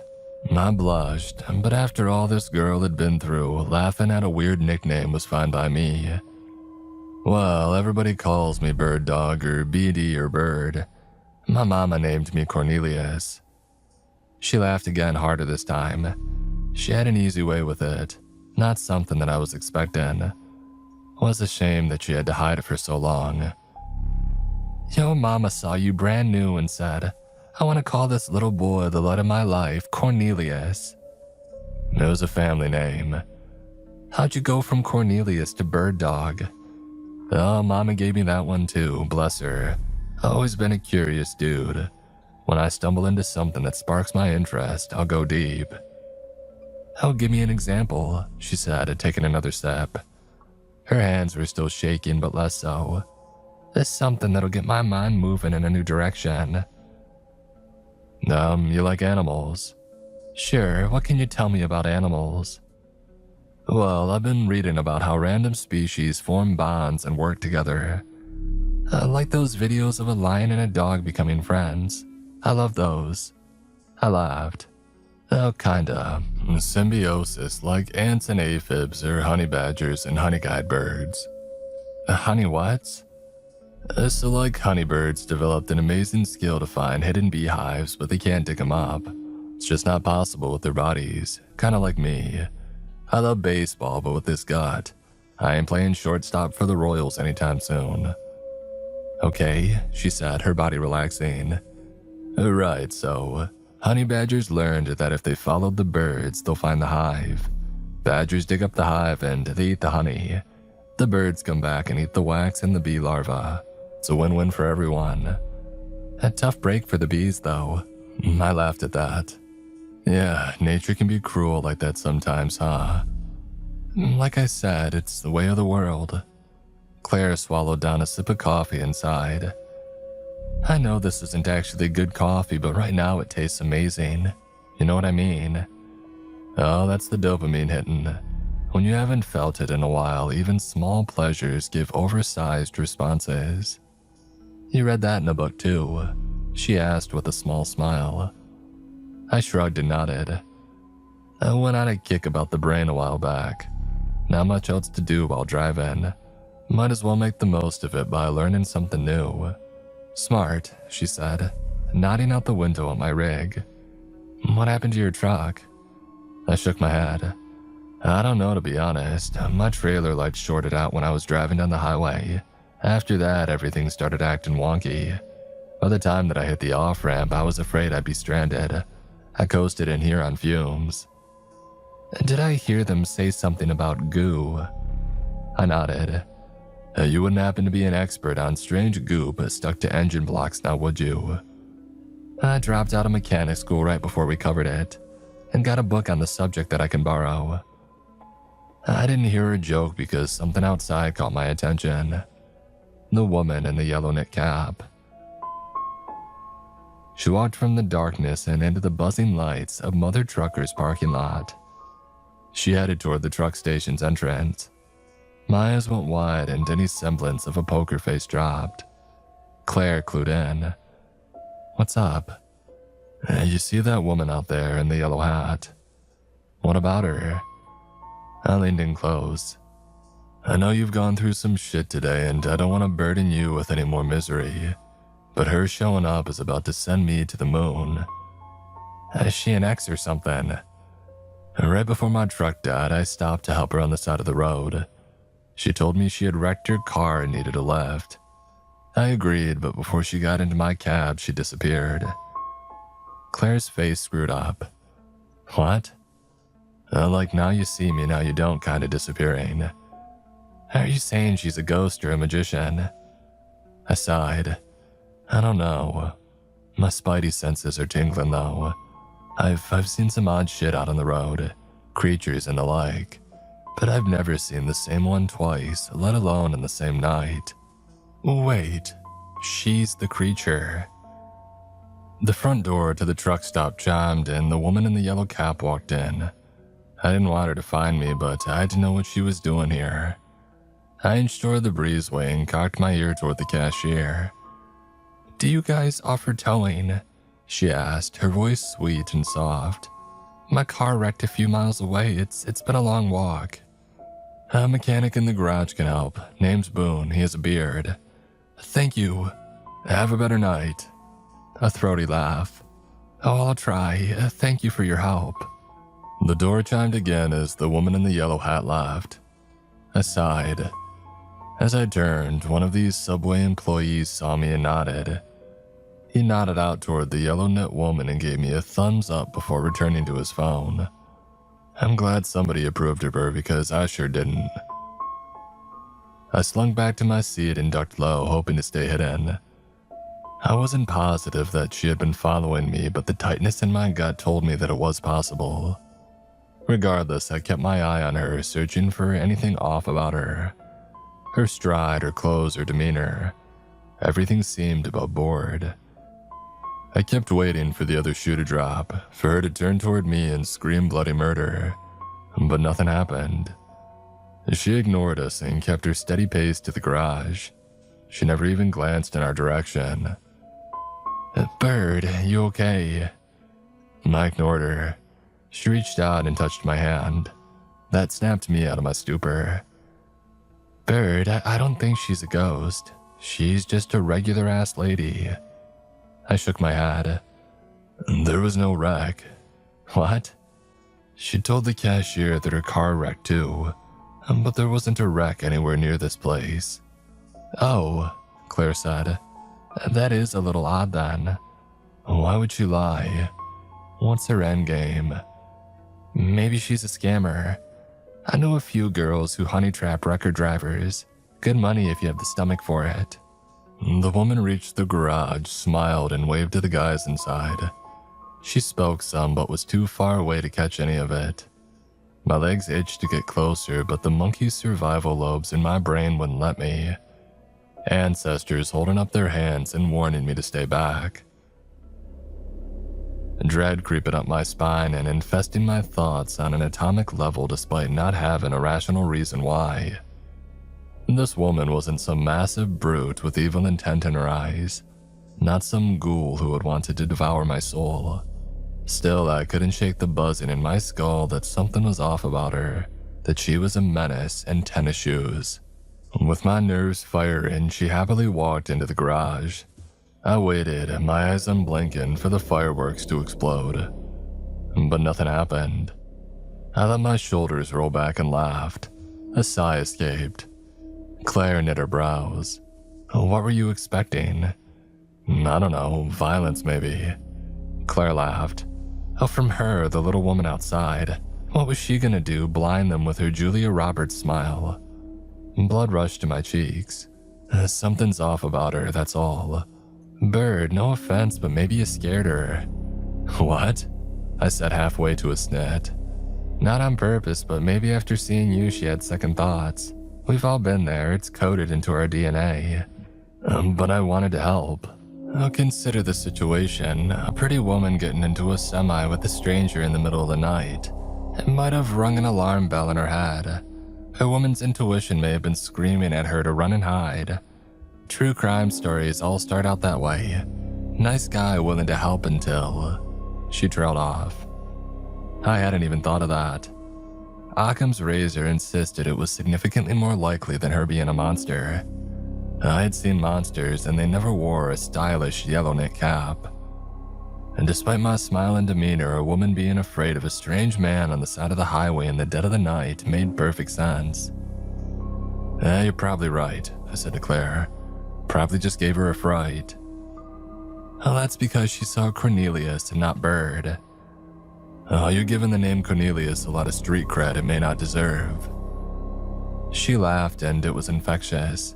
I started chuckling too. For a fleeting moment, normalcy returned to the truck stop. A wonderful and welcome calm. A funny thing about calm, though, is that it often precedes a storm. The spotlight, a bright white light, hit the gas pumps as a truck cab came crashing into the parking lot. Came to a screeching halt and the driver's side door whipped open. Claire gasped. The man had returned. He'd actually come back.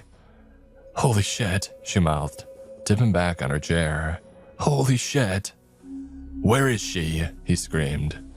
His eyes were wild and he was holding a crowbar in his hand and had every desire to use it. Scanning the subway windows, he spotted Claire and me sitting together. He grinned and pointed the crowbar at us. Oh, you're both gonna get it now. He took a step toward us but hesitated as a loud electric pop boomed from the garage. A burst of light that temporarily turned night into day. The power inside the garage and half the subway winked out. Who done messed up the power now? Joked the subway employee. The rest of his coworkers gave him a chorus of uneasy laughter. The joke ended when someone in the garage screamed a string of curse words. Words so vile you would assume the speaker was trying to raise a demon. A second later, the younger mechanic came stumbling out of the garage, holding the side of his neck and screaming that something bit him. His hand slipped and an arc of arterial spray leapt from the wound and coated the subway's windows. The lethargic crew snapped into panic, screaming and running into the back of the store. The younger mechanic collapsed to his knees, the flow of blood lessening to a trickle. His eyes rolled back into his head and he fell face first onto the pavement. He was dead before gravity had finished the fall. We both shot up, Claire instinctively sliding behind my body. Her hand grabbed my shirt and squeezed it tight. Fat drops of blood rolled down the window, carving crimson rivers on the glass. "What the hell?" she shrieked behind me. The angry trucker's resolve faltered and he loosened his grip on the crowbar. It clattered against the ground. The noise woke the man from his stupor and he took a cautious first step back toward his truck. His revenge against Claire was put on hold. Boone came running out of the garage. He was screaming in pain, and if there were words mixed in, it was impossible to find them. He took about 3 steps out of the garage before something blurry sprinted out and kicked him square in the back. Boone went flying, his head snapping back so violently that it was impossible for his spine not to have snapped. I assumed he was dead before his body crashed into a fuel pump, jarring it loose from the cement. My eyes shifted from Boone's body to whatever had kicked him. It was dark and a hair bigger than a German Shepherd. I couldn't make out any other details because it moved with hummingbird-like speed. My brain didn't have time to even process what it had done, but I had seen it before on the side of the road. The woman in the yellow hat strolled out of the garage. She had streaks of blood across her face and clothes. By the way she casually strutted, it was clear that the blood didn't bother her. In fact, she forced a big smile at the trucker standing stock still in the parking lot. "Stay away from me," he said, his voice shaky. He reached down and grabbed his crowbar. It rattled in his tremulous hand. She put her hands on her hips and stuck her lip out in a world-class pout. "Well, that's not a nice thing to say to a lady." He took another step back. "Stay the hell away from me." She didn't listen. Another step toward him. "Or what?" I'll kill you." She started cackling. "Oh, no you won't. Not because you're not capable, but because you can't stop me." She smiled widely as Boone's blood rolled down her cheeks. There was a blur as something zipped past him and disappeared into the darkness. A growing piss stain grew on the man's pants. He ran and hopped into his truck. As he shifted into drive, the headlights cut off. He pressed on the gas and the truck lurched forward a foot but rolled to a stop. He beat on the steering wheel and he screamed. The hood exploded off the truck. It went spinning high into the air, tumbling end over end, before smashing down on the truck's roof. Green ooze poured out of the front of the grill, hardening mid-drop right before it hit the concrete. The hothead was trapped.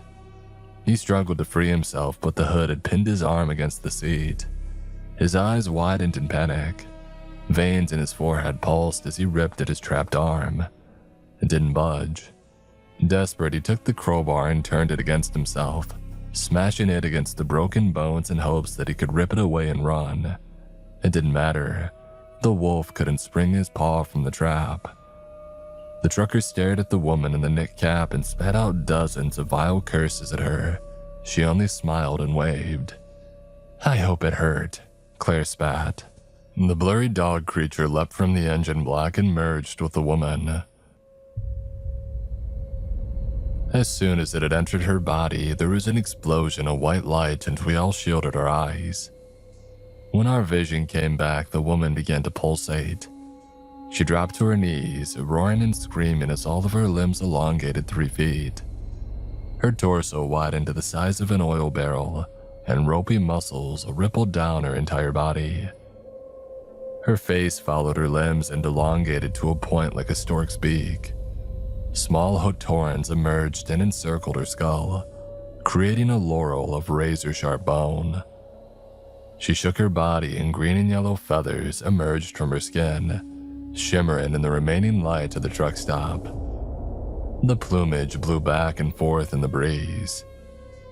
As she snorted and a glob of that green and yellow goo shot from her nostrils to one of the pumps.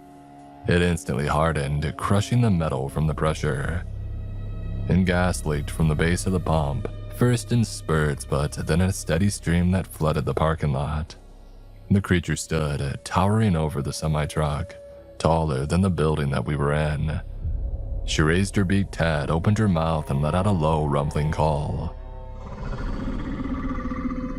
An alligator's growl pitched down several octaves. It shook the entire building. The subway window shattered, sending glass flying toward us. Claire and I scooted away from the falling daggers but didn't run. Curiosity kept me in place. Revenge cemented her to the ground. The man in the truck was screaming, and thanks to the shattered glass, it was crystal clear. I can't imagine what he was thinking, staring down this thing just waiting for the inevitable. How confident was he that he'd get away? Apparently, he was super confident because he didn't stop smashing at his arm. The more he turned his radio bone into dust, the more he jerked it back and forth, praying that it would tear away. Crackling bones and ripping sinew and muscle echoed across the lot. Against all odds, the man wrenched his body free. Half his arm remained pinned to the seat. Blood sprayed from his stump, but he didn't dwell on the wound.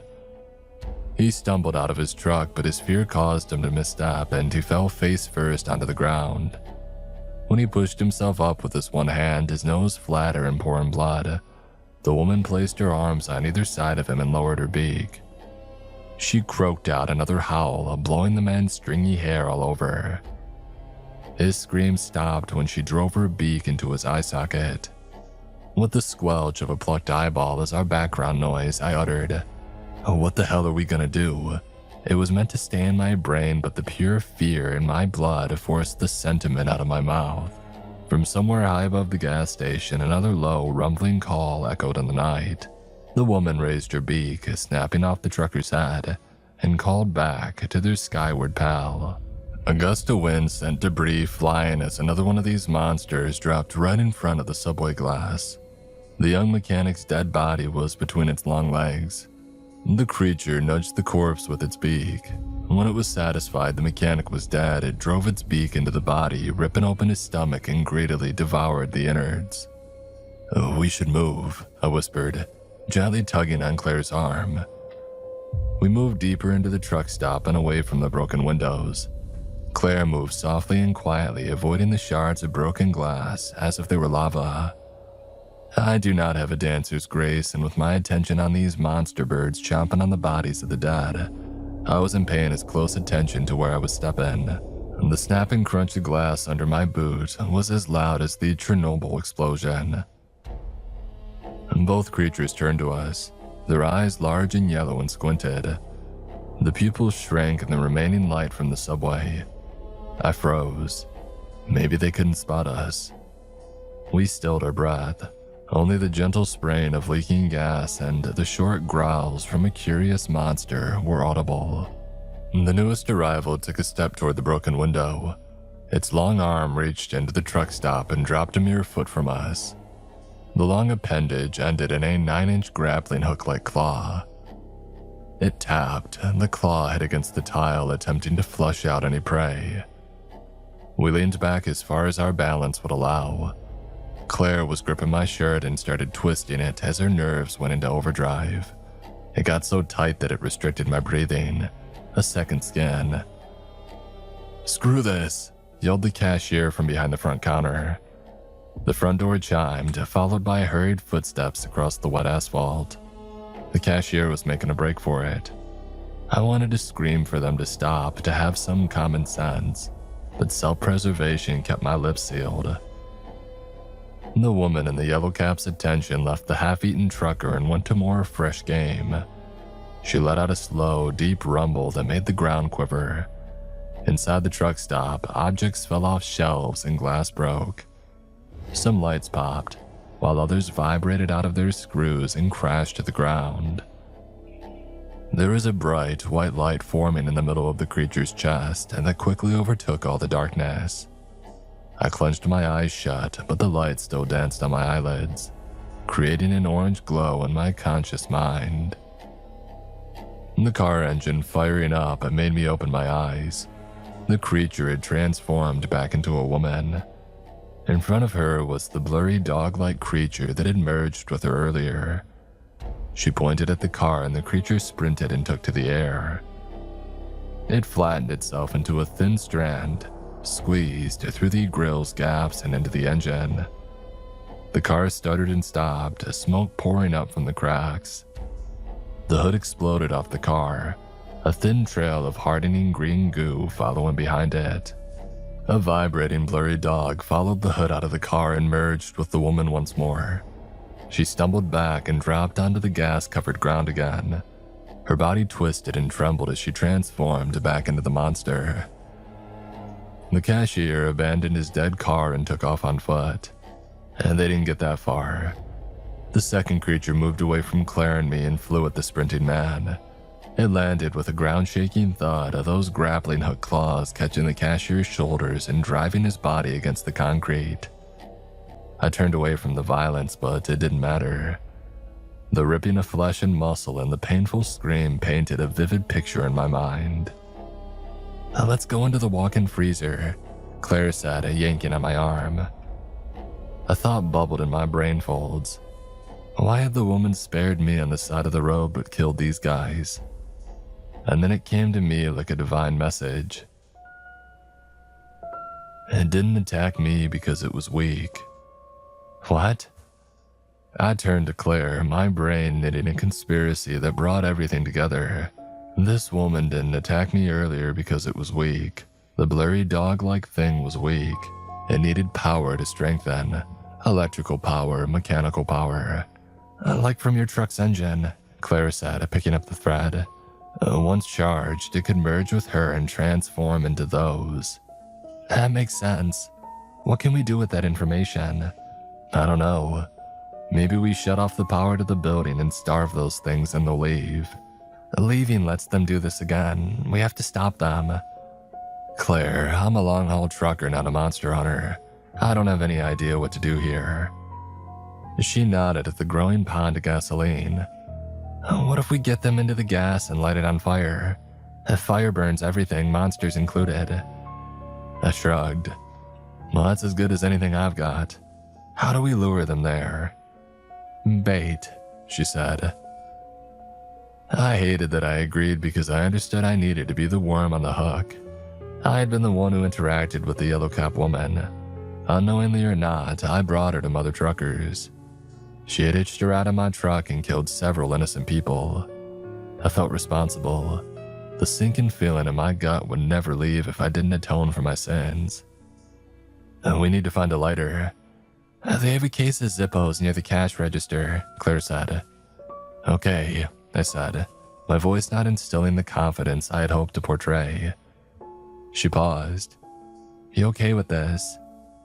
No, I said honestly, but we're out of ideas and the thought of these things killing anybody else here is all the motivation I need. I'm responsible for these things, these deaths. She reached out and clutched my arm. We locked eyes and I withered in her stare. She forced me to meet her gaze and with some assistance, I brought my eyes level with hers again. And no, you're not. You're as much a victim as any of us. You didn't ask for this, you didn't seek it out. Bad things happen when you least expect them, she said. If anyone can speak on that confidently, I think it's me. Claire had somehow channeled Vince Lombardi and it was exactly what I needed to hear. I grabbed at any remaining resolve that I had hidden within my soul and I went to grab a Zippo. As I rounded the corner, somebody called out to me from behind the subway counter. A terrified employee poked their head up, their eyes wild with fright. What the hell's going on out there? Monsters, I said. God damn, you serious? And 2 of them. They killed 4 people. I knew I should have taken that job at Cold Stone. The extra drive would have been worth it. How many people are with you? 4. Is that everyone who was in there?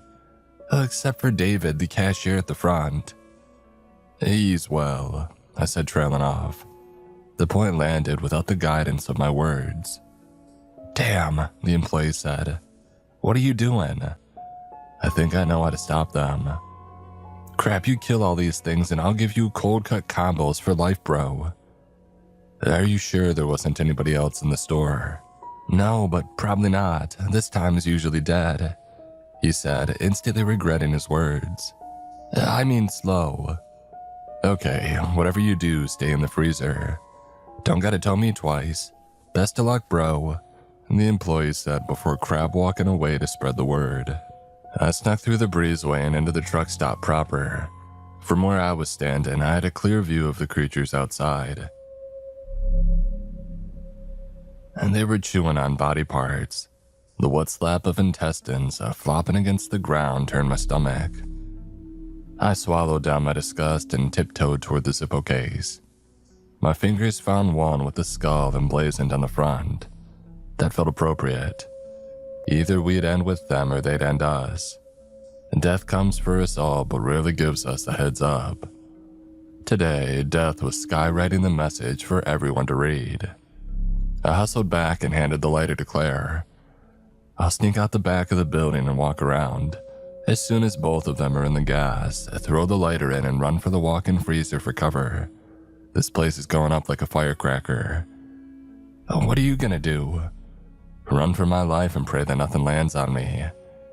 I turned to leave, but her arm found mine. You're a brave man, bird dog. The word you're looking for is dumb, I said with a smile. No, it's not, she said, her voice shaky.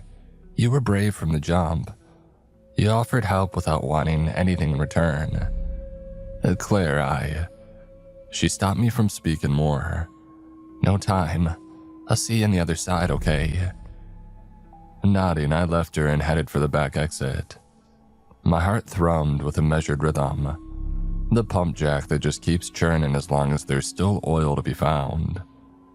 My nerves were so frayed that I'd come back around to being steady again. Having a task allowed me to focus all my energy on that and nothing else. I'd always been great at compartmentalization, but this was the ultimate test. The final boss of my brain's ability to focus. If I survived this, I'd be able to watch 10 skinwalkers royal rumble on the side of the road and not have it bother me one whit. The air was chilly outside. The temperature had dropped a good 10 degrees since I'd first arrived, and the goosebump brigade marched down my body. I stayed close along the wall, not wanting to venture out an inch beyond where I needed to be. I couldn't let them find me before I was in position. It was deathly quiet. The only noises that found my ears were the wind blowing through the surrounding fields and the occasional bone-rattling call from these creatures. I glanced out at the field directly behind the truck stop. The silvery moonlight fell on nothing but flat grassland. The urge to run gripped me, and I had to physically stop myself. People were depending on me. I may not make it, but I'd rather go down swinging than live knowing that I left others to die when I could have helped them. I rounded the corner of the garage and a wall of gasoline fumes surrounded me. In small doses, the smell was tolerable, but when a lake's worth of gas hits your olfactory system, Lord help you. My eyes watered and the vapor burned my throat. I tried putting my shirt over my face like a mask, but it didn't help me. I slid my body to the edge of the wall. The cinder block was cold against my back. Peeking around the corner, I saw the creatures gobbling up the remains of their last victims. The surrounding concrete was slick and stained with crimson. The pang of guilt rang throughout my body, but I did my best to ignore it. Finish the job now, be sad later. That mantra worked for everything from breakups to firings. Why couldn't it work for monster hunting too? Peeling off the wall, I used the husk of my dead truck as cover to spy on these things. And they were lumbering beasts, moving slowly, bellies full of truck stop patrons. They lowed to one another, having a conversation in guttural growls. I glanced over at the subway window. Claire was nervously turning the lighter over in her hand. Sighing, I readied myself to come around the corner when there was a burst of bright white light that illuminated the landscape. Even though it only lasted a few seconds and I shielded my eyes with my hand, it still scrambled up my rods and cones. When the darkness rushed back, I was temporarily blinded. I rubbed my eyes as if I were trying to erase a mistake. When I opened them, my vision was filled with floaters bouncing around. I shut them again and counted to 10, hoping to chase away the ghosts. It didn't work. The floaters were visible in my mind's eye too. There's more. I can smell them, the woman in the yellow cap said with a cheerful lilt. Me too, said a deeper male voice. I opened my eyes, the floaters finally fading, and I peeked around my truck. An Adonis had joined the woman in the cab, dressed in an outfit that wouldn't have been out of place in the Brady Bunch. He was a man out of time, a fossil reconstituted into living flesh. How long have these things been feasting in our world? Should I call the others to feed? She asked, and the man didn't respond. He stopped and scanned the building. His eyes were on the lookout for something or someone specific. Not wanting to be found, I pulled myself back behind the truck. From the corner of my eye, two gray blurs sprinted past and ran for the illuminated gas price sign. They may have moved on four legs like a dog, but they weren't a living thing. More like a focused beam of crackling energy. They snapped and popped as they zipped past. The edges of their bodies were fuzzy, like the great artist in the sky had tried to blend them into the surrounding air. They moved as if they were displacing the atoms in front of them, and not a physical part of this world. They leapt up to the top of the sign and flattened against it. As they did, the bulbs dimmed and burst, their gray skin taking on a more greenish glow. They slid down the sign, sapping the power as they did and leaving a trail of that concrete-like goo in their wake. Once they hit the ground, they took off in opposite directions, encircling the entire truck stop. I ducked into the garage, careful not to draw any unwanted attention to myself. Initially, I wasn't sure what they were doing. If they wanted more food, there was still plenty of obvious electricity to dine on. I glanced at some of the hardened goo in my engine block, and the tumblers clicked. They weren't looking for food anymore. They were looking for us. They were the honeybirds to the yellow-cap woman and Adonis's honey badger. And that made us the bees. Without these things inside them, they couldn't transform into the body-crunching monsters that had been terrorizing us. In their quest for the next hive to uncover, they were vulnerable. This was my moment. I swallowed, shook my head, and sprinted out of the garage. Hey, I was wondering if you two could. Hey, I know you. You gave me a lift to the gas station, the yellow-cap woman said with a wide, friendly smile. In a matter of speaking anyway, you'd be surprised how easy it is to hide on one of those trucks. What are you? You wouldn't believe me if I told you, she said. No one ever does. They were on the opposite shore of the gas pond and hadn't ventured out any further. If our plan was going to work, I'd need to draw them closer. And to do that, I was going to have to get into the gas as well. And so I did. Try me. I'm a curious guy and well, this is the weirdest thing that I've ever seen in my life. Well, if I tell you, we'll have to kill you, she said in a sing-songy way. Kinda the rules. Can't let the secret break containment into the wider world. Another step closer. The gas seeping into my shoes and socks now. It was cold against my skin. I blocked it out. I assume you're gonna kill me. I can't run and my truck's toast. And I saw what you did to that poor cashier when they tried to flee. That was a dumb thing for him to do, huh? My friend here hadn't eaten one of you in so long, and then here comes fast food sprinting onto his plate, she said with a smile. Though fast may not be the right word. Did you even break a sweat, dear? No, the man said, eyeing me. He took a step closer, leaving the concrete beach and dipping his toes into the gas. And I'm still hungry. It's been a while since he's been here, and you can tell by his clothes. Your species' plumage moves so quickly. So much easier on other planets. We'll need to update them after if we want to blend in, she said, following the man into the pond. I would say we'd take years, but I don't think they'd fit. You're a bit more healthy than my friend here.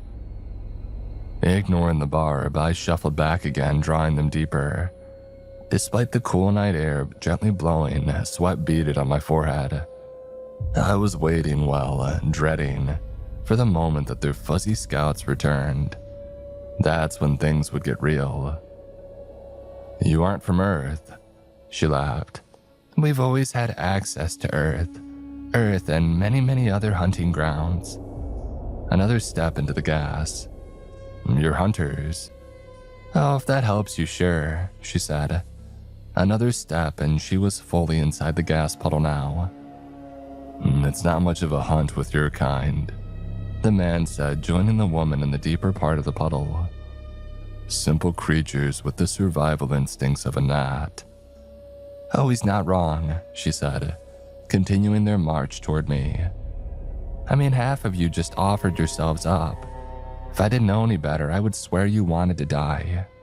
From behind them, their fuzzy companions returned. The woman and the man felt their presence and smiled. Looks like your time just expired. If you want to make it sporting, why don't you start running now? I took a step back, 1 foot out of the gas, and I contemplated running. I glanced at the subway window and found Claire flicking the Zippo open. The sparking wheel brought forth a bright orange flame. Our salvation. I smiled. You know how humans became the head of the food chain in our planet? Enlighten me, the woman said, taking another step. Our ancestors did 2 things really well. The first was to be curious about the world around them. Sure, some of them died, but lessons were learned and passed on to the next generation. And then the second, the man asked, joining the woman in the middle of the pond. The second, we took stupid risks. She smiled. On that, we can agree. The fuzzy creatures leapt into the bodies of the man and woman. They fell on all fours as their human bodies began to twist and transform. I locked eyes with Claire and screamed, "Now!" She hurled the lighter and it spun end over end. The flame flickered in the breeze, but it never went out. It landed at the edge of the pond and skidded into the gas puddle. Instantly, the flame ignited the pond, sending a massive orange and blue wave of fire racing over every inch of the gas. I ran out, but not before I witnessed our triumph. The monsters ignited. Their screams were instant, painful, and loud. Their bellowing shattered any remaining glass. They thrashed on the ground, their long limbs smashing into the building and snapping their delicate bones. And the heat melted nearby goo. It reeked as it softened and bubbled on the ground. Even the vomit-inducing smell of roasting bodies was an improvement over the putrid stench of the rapidly liquefying goo. With the wave coming at me, I took off in a full sprint out into the wilderness, but I wasn't fast enough. My gas-soaked shoes and socks burst into flames. The burn rippled through my feet and up my legs. My nostrils filled with the smell of burning leather and charred skin. It blistered and cracked. I dropped and yanked off my shoes and socks, but it didn't matter. The fire was chewing through my clothes. I violently rolled back and forth on the ground, trying to smother any remaining flames in my body. I was still rolling in the grass when the pumps exploded. They went hurtling through the air like a hillbilly rocket. And gravity, being undefeated on Earth, sent the heavy pumps back down onto the squirming and burning monsters. The squish was satisfying. My legs throbbed. The pain was unbearable. Black came to the edges of my eyes, and I was rapidly approaching unconsciousness. Before my eyes shut, though, I caught Claire and the subway employees running away from the intensifying fire. But they weren't sad or scared. They were cheering. Despite the heat and flames and danger all around her, Claire was smiling. It was the perfect image to see before I faded to black. When it was all said and done, everything at Mother Truckers burned to ash. Officially, it was a horrific accident. All the surviving victims told the same story. The mechanic had accidentally clipped the pump, causing the explosion. Several people died, but only 2 horribly charred bodies were pulled from the scene. The fire had completely erased the other victims from existence. It was a sad story, and it made the national news. None of us ever spoke to the press beyond expressing gratitude that we had survived. My burns were pretty severe, and I spent the next several months off the road and recovering. I lost touch with Claire and the rest of them. We swore we'd still talk, but deep down we didn't believe that we would. The chance had brought us together when we had needed each other the most, and that alone was a miracle. Another strange happening in a life full of them. I hoped wherever they are, they're doing well. I never received my lifetime of cold cut combos either. And during my recovery, I spent a lot of time reading about interdimensional science. I can safely say I have little idea of how it may work. From what I gathered, there are theories about branching universes and theoretically, we may be able to travel in between them. How, why, or anything else is lost on me. At a certain point, when all the science was coming across like another language, I threw in the towel. I got the gist. This kind of travel could happen. Science may not have proved it yet, but I meet beings that claim they did. If I tried telling anybody that, well, they'd throw old Bird Dog into a padded cell. That they came to this world was horrifying enough. But what really keeps me awake on those nights when the moon is high, what has turned my understanding of the world upside down more so than any other weird thing that I've ever seen, is the fear that they might come back. God help us if they do.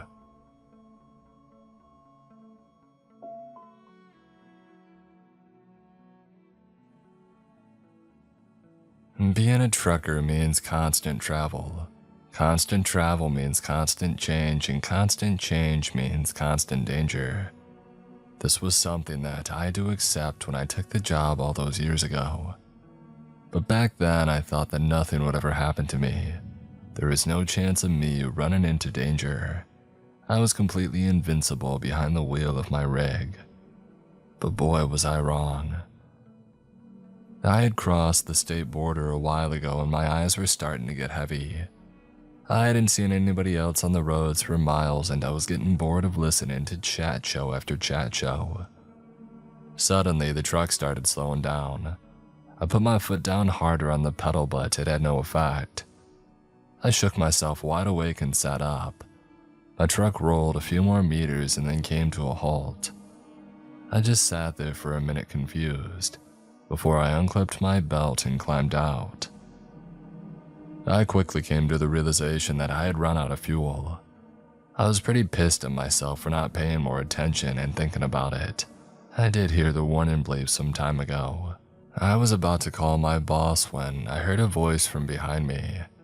I span around real fast, holding my phone as if it were a weapon. The man slowly approaching me looked to be in his early 40s with graying hair and a mustache. He seemed to be chewing a lump of tobacco and walking with a slight limp. "Looks like you've run out of gas," he croaked, still approaching me. I shrugged and told him that I'd be fine and started to walk back towards the truck. "I got a place not so far from here where I could get you some fuel." I didn't believe him. Too many things didn't add up. Why was he out here at this location at this time, just as I broke down? I said that I already had some in the back and didn't need any help, and I got in and locked the doors. I just wanted this man to go away. I saw him walk off into the tree line and disappear. I called my boss up and he said that he had sent somebody out to tow me, but that it might take some time. I ended up falling asleep where I sat, feeling much more secure with my doors locked and the man gone. I woke up sometime later and realized that I was moving. I was confused at first, but then remembered that somebody had been sent to tow the truck. I wondered why they didn't wake me up, but maybe they tried. I am a deep sleeper and the doors were locked. I noticed that it was still dark outside and tried to work out where we were on the map. I couldn't see any signs along the side of the road and I had no clue where I was. I opened the window and shouted out to the tower, "Hey, where are we going?" Why hadn't he just taken me to the garage? After a while, we appeared to be on a very rural road, almost like we were driving through a forest. In the distance, there was a large barn that we seemed to be heading towards. I couldn't get the attention of the tower, so I called my boss to see what was going on. He sounded extremely puzzled and said that the tower wasn't due to arrive at my location for another hour. I was losing it and shouted at my boss, "Well then who the heck is towing me?" My boss called the police and told me to try and get out of the vehicle. I didn't need telling twice. I swung open the door and jumped out. I was winded and I lay there for a moment. The tow truck then stopped and the tower must have heard the sound of the door opening. I got up immediately and ran. I had no clue where I was and just chose a random direction. Looking over my shoulder, I saw him and immediately recognized the face. It was the man from earlier. He spat a mound of tobacco out of his mouth and jumped out of the truck. I ran faster and faster, but then I heard the noise of a gunshot ring out. I hit the floor and crawled behind the nearest tree, terrified. The man was walking quickly now and shouting for me to come out. He didn't see exactly where I went, but he probably had a pretty good idea. I managed to drag myself behind a log, breathing as quietly as I could. The man was getting closer now, calling, "Turn yourself in and it'll be quick." I couldn't move anymore now, he would hear me. The man stopped right next to my log, looked around and ran off in another direction. I breathed a sigh of relief and looked out. The man was about 100 meters away and looking right at me. I bolted back for the truck and made it underneath, the sound of bullets slamming against the metal.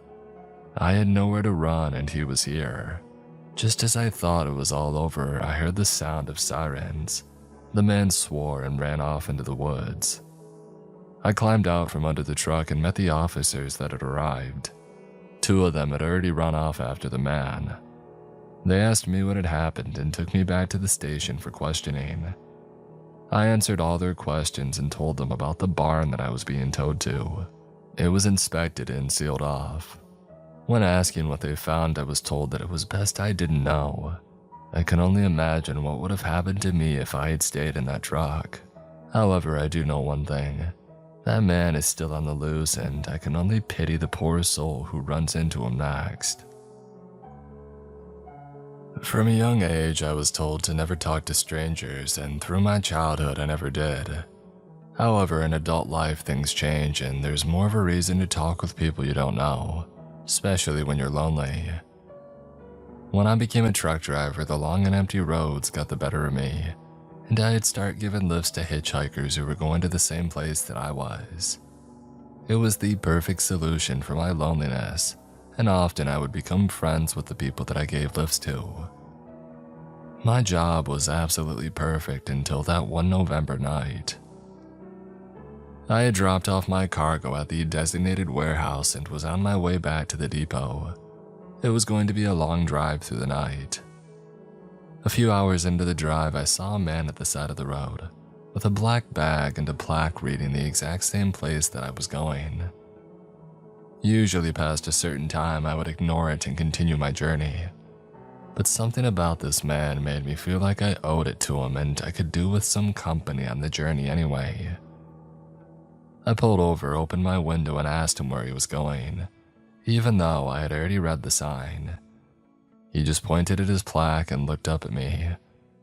Something about him made me uneasy, but it was too late now, and I told him to hop on in. This was a huge mistake. The man climbed in and sat in the passenger seat. He was dressed completely in black, with a silver chain spilling out of the top pocket of his overcoat. At first, I was hesitant, and then I got myself together and shook his hand. It was cold, very cold. Not the kind of cold when it's been chilly outside, but the kind when somebody has a fever.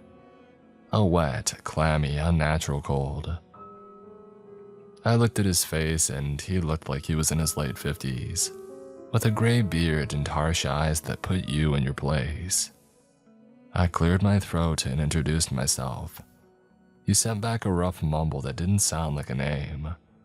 All I said was, "Pleased to meet you," and I got back onto the road. I decided it best not to try and talk too much to the man unless he had talked first. He didn't look like the kind of guy that you would want to say the wrong thing to. After a couple of minutes, I began to notice how he was constantly rummaging inside his bag.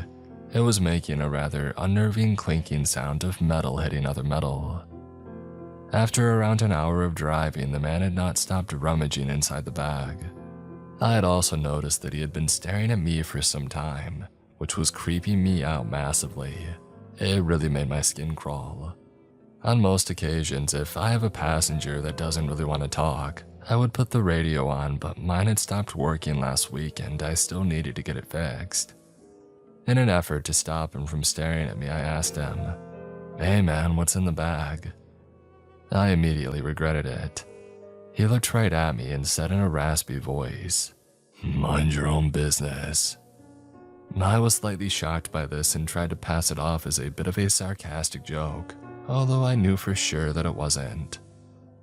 Throughout the journey, the rummaging got louder and louder and he started making stranger noises in an extremely low tone. I was so unsettled that I began thinking of what to do. I couldn't go another 3 hours with this man in my truck. He was now clanging whatever was in his bag very hard. He then stopped and started scraping what sounded like a knife against something else. I had had enough and I pulled into the side of the street. I didn't want to confront this guy, but I asked him once more, "What's in the bag?" And once again he responded with, "Mind your own business." I nodded and said that we had a puncture on the back tire and asked him if he would mind checking it out while I got the repair kit. He looked at me with a look of complete hatred and then got out of the truck and went around back. I put my foot on the gas and drove. I saw him in my taillights staring after me with what looked like a smile spreading across his face. His hands looked like they were covered in blood, and I can still see that image every time I close my eyes. I made it back to the depot trying desperately to forget the man, and then I realized that he had left his bag. Obviously, I couldn't help but look in it, but I wish that I hadn't. The bag was full of different metal objects, all of them looking like some kind of torture device, from knives and shackles to ropes and bars, and I then realized they were all covered in blood. I don't know why I didn't turn the bag into the police, but I thought that because it had my fingerprints on it, it would not end well for me. I took the bag home and did some more searching through it, and to my horror, at the bottom of the bag was a picture of my truck, a picture of my registration, and a picture of me holding the bag. I could hardly sleep, but in the end I managed to get a few hours. I definitely couldn't go to the police now. It looked like the bag belonged to me, but I decided that I had to. I put the bag in a box and was about to walk out the door when I noticed something. The picture of me holding the bag was nailed into the door with a note attached. All it read was, "Mind your own business." I've been a truck driver for some time now and I've experienced many things on the road. Some have stayed with me for years while some will probably stay with me forever. One of these experiences will for sure stay with me until the day that I die. I had been placed on a very long journey, taking a load 10 hours cross-country. There was nothing but dreadful music on the radio and I was beginning to get tired. It had gotten dark some time ago and it was now extremely late. I decided to call in for the night at the next motel that I came across. I didn't even care if it was a bad one. I now really wish that I had. I pulled up and looked around. The place looked awful, the paint was peeling off the walls and the windows were dirty, and there were multiple letters missing from the sign. The strangest part was that there were no cars in the parking lot. On any other occasion, I would have taken that as a strong warning to stay away, but I had been driving all day and did not have the energy to get back in the truck and drive somewhere else. I went over to the reception and nobody was there. I rang the bell and still no one came. I waited a few more minutes, repeatedly ringing the bell. Annoyed, I turned around and began to walk away, but then I heard a voice. I looked around to see an elderly man with very few teeth grinning at me wildly. He welcomed me to the motel and asked me if he could be of any assistance. I told him that I needed a room for the night and that I would like a room with a view of my truck. He fumbled around for a bit and then threw me a key with the room number on it. I paid him up front because I'd be setting off early in the morning. As I was walking up the stairs, I heard him say in a muffled tone, "You have a great night's sleep." And then he chuckled to himself quietly.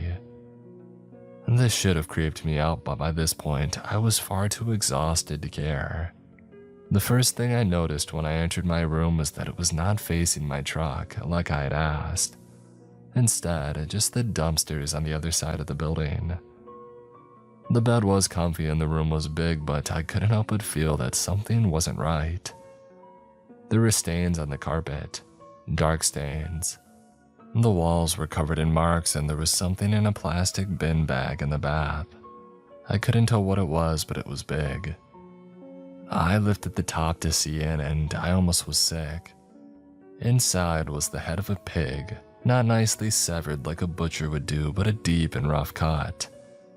This was absolutely disgusting, but as the walls were crawling with cockroaches anyway, I decided it best not to use the shower or the bath and I drew the curtain across.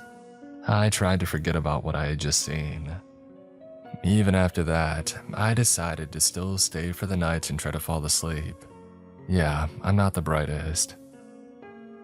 I awoke not to the sound of my alarm clock, but the sound of voices outside of my room. It was 2 in the morning.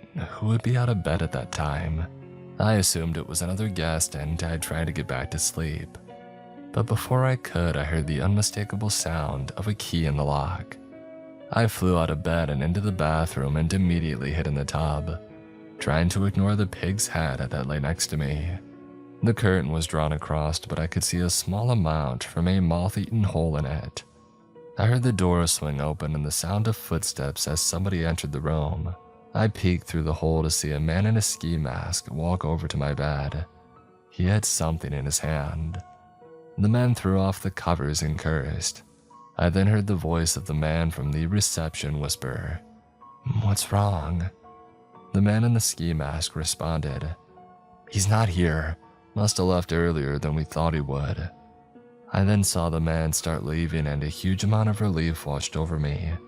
But he paused, turned around and walked straight into the bathroom. I felt like my heart had stopped beating. I tried to flatten myself into the bottom of the tub, although I knew it wouldn't do much good. He stood there for a good few minutes. I then heard the man cough, spit something into the sink and leave. When I was sure that they were actually gone, I got out, grabbed my bag and left. I used the emergency exit at the side of the building. I ran around to my truck, got in, started the engine and drove off. As I was leaving, I saw somebody in the window staring at me, grinning that nasty, toothless grin. I didn't look back and I got out of there. I had driven nearly 20 miles when I was pulled over by a highway patrolman. He asked me if I was aware that my back doors were hanging open. I told him no when I went out to check it. A large amount of my load had been stolen and many other boxes had been slashed open. I told the patrol officer everything about the motel and what had happened to me. He shook his head in disbelief and told me something that made me gasp. That motel 20 miles up the road. Yeah, the owner died there 4 years ago. It's been abandoned ever since. As a trucker, I travel a lot, travel into places I wish that I hadn't been. And as a trucker, I see a lot, seeing some things I wish I had never seen. But it is these things that make me who I am. And that's why I love the job, not knowing what I'll run into next. However, unknowing means you cannot foreplan how you will act in certain situations. And I do not make the right choices in certain situations. At all. I was in the UK a while back, taking a load up to the north of England. It was dark with a few stars in the sky. I couldn't quite focus on the road for some reason and I kept fiddling with the radio. A few minutes passed me doing this. I looked up and caught it right in my headlights. Sprawled out on the ground was a body and it wasn't moving. I pulled the truck to the side of the road and climbed out. I approached the body slowly and I cautiously asked, "Are you okay, sir?" No reply. I walked over about to take his pulse, but then I realized there was no need. Blood was oozing out from underneath him, an obvious stab wound. It was clear to see that the man was dead and I knew that I had to call the police. I dialed 999 and explained to them what I had found. They said that they would send somebody out to me and to stay put. A few moments later, I heard a voice shouting and the sound of footsteps, fast footsteps hitting the floor hard. I could make out the silhouettes of two men, one carrying a bag, and I knew exactly what that was for. I sprinted back to my truck and clambered in, heart pounding. How could this be happening to me? That was the question thumping inside my head. The man had made it to the body now, one chucking the bag onto it and then running for his car. I hadn't seen them parked down the other side of the road. The second man ran over to my truck and started trying to climb up. I opened the door powerfully on his face. He cried out in agony and fell backwards. I did the only thing that I could think to do. Drive. I slammed my foot on the accelerator and got out of there as quickly as I could, relief that I had gotten away in time. That relief didn't last long as I noticed headlights behind me. I was being chased down and of course, he was much faster than me. The car behind me was gradually gaining. I knew that I couldn't outrun him, but I could sure outsize him. I waited until he was right on my tail and then crushed the brake. I was flung forward into my seat. By the time that I had recovered, he was gone. I didn't know where or how I hadn't hit him. I saw a turning a few yards to the left and could only assume that he had taken that. I put my foot down once again. I wanted to make sure that the other man did not catch up either. I had been speeding along for a good 5 minutes when I noticed something in the middle of the road ahead. It was two cars that I recognized. It was the men and they had formed some kind of roadblock. 1,000 thoughts were spinning around in my head. Had I really stumbled across something that serious that these people needed me dead? Why would they not just attempt to get away? What do I do now? Earlier, I talked about how in certain situations I make the wrong choices. Well, now was one of these times. I plowed straight through the block and didn't stop. The cops arrived at the scene and questioned me on what happened and how two cars ended up lying wrecked in the middle of the road. I told them what I had done.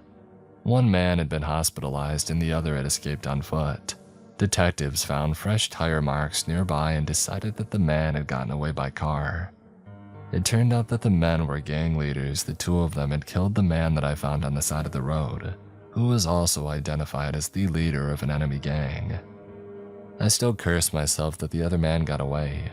For some reason, I could never shake the feeling that somehow I'll be seeing him again.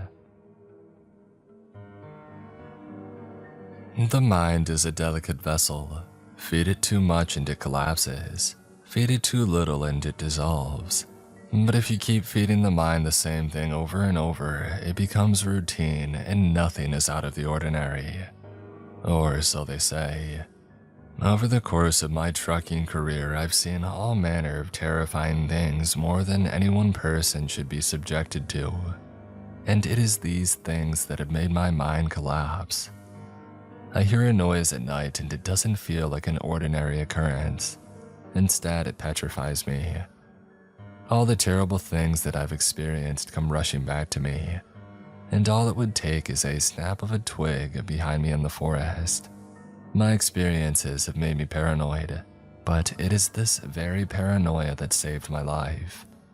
I had been driving for what seemed like days, endlessly moving forward along road after road after road. My eyes fixated on the ground in front of me. I was starving, I needed a break, and my Radiohead playlist was coming to an end. I pulled up to a petrol station and filled up the rig. I paid and moved it to a parking lot on the other side of the station. The parking lot was nearly deserted, but a few cars were scattered around here and there. I didn't like the feel of the place. Something about it made me shiver. I shrugged it off and went into the station for a coffee and a bite to eat. I returned to my truck an hour or so later and got in. I had driven a good few miles when I heard a tapping. I slowed my truck down and observed the road around me. There were no other cars, and where did that noise come from? I carried on driving, and after a while I heard it again, even louder this time. What was going on? By now I was incredibly confused, but continued driving nevertheless. After 20 minutes I heard repeated tapping. This time I knew exactly where it came from. It was from inside the truck. If I wasn't so paranoid all the time, I would have passed it off as something in the mechanics making the sound. But I knew I couldn't just assume that. I stopped it at the side of the road and got out. I walked around to the back, and the first thing I noticed was that the clamp had been busted off and that the doors had been tampered with. I was puzzled and opened them up. Inside, everything was as it should be, nobody inside and no boxes moved. It all looked to be okay. I reattached the clamp and got back in. I knew that something human had broken the lock. Maybe they broke it but couldn't figure out how to get the doors open. While this was unsettling, at least I knew nothing was in there. I drove back off into the night. I drove for hours more when eventually I suddenly felt a great uneasy feeling in my stomach. Something was in the back, I just knew it. I stopped the truck, got my gun out of the glove box and marched around. I undid the clamp and flung open the doors, my gun raised. Inside again I saw nothing. I couldn't believe it. I knew that something was in there. I lowered my gun and was ready to walk away when I saw something shift. Somebody was climbing out from behind some boxes and standing up. The dark figure stood at the other end of the truck. I shot at him and missed. I shot again and again without hitting whoever it was. The thing started walking towards me fast. It had nearly reached me and I pulled the trigger, but my gun clicked empty. I threw it onto the ground and hurled the door shut, feeling pressure put against them on the other side. I managed to clip the bolt in and immediately called the police. They were with me quickly and I explained the situation. One officer opened the doors while the other covered him. Both of them entered the truck and began to look behind the boxes. A few minutes later they got out and told me that they didn't find anyone, but they did find one thing. A carving of a body with a slit throat had been etched into one of the boxes at the back, and the knife was still stuck in. It was tested for fingerprints, but none were found. A few weeks later, I was driving along when I heard the tapping once again. I couldn't bring myself to look in the back. I just told myself that it was my mind playing tricks on me. I pray to God I was right. I have not been posting lately as I was off on a haul for a while.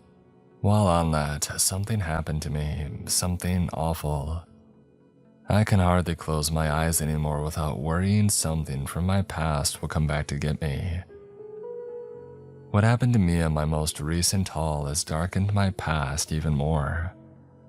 While my mind tries to repress these things, it also tries to convince me that they are not over, and whoever has troubled me is coming back. I was taking my cargo through the mountains. No service on my phone, no reception on the radio. Just the sound of nothing. It had been like this for miles, just me, my truck, and the road ahead. It was very refreshing. Exactly what I needed after the trauma of my past years. I noticed the time and sped up.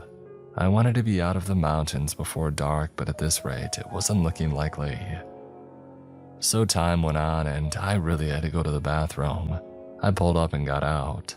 I was finishing up when I noticed something in the not so far distance, and this was the first time that I saw it. A creature resembling a man, a large man. I was about to call out when I realized that something was wrong with his face.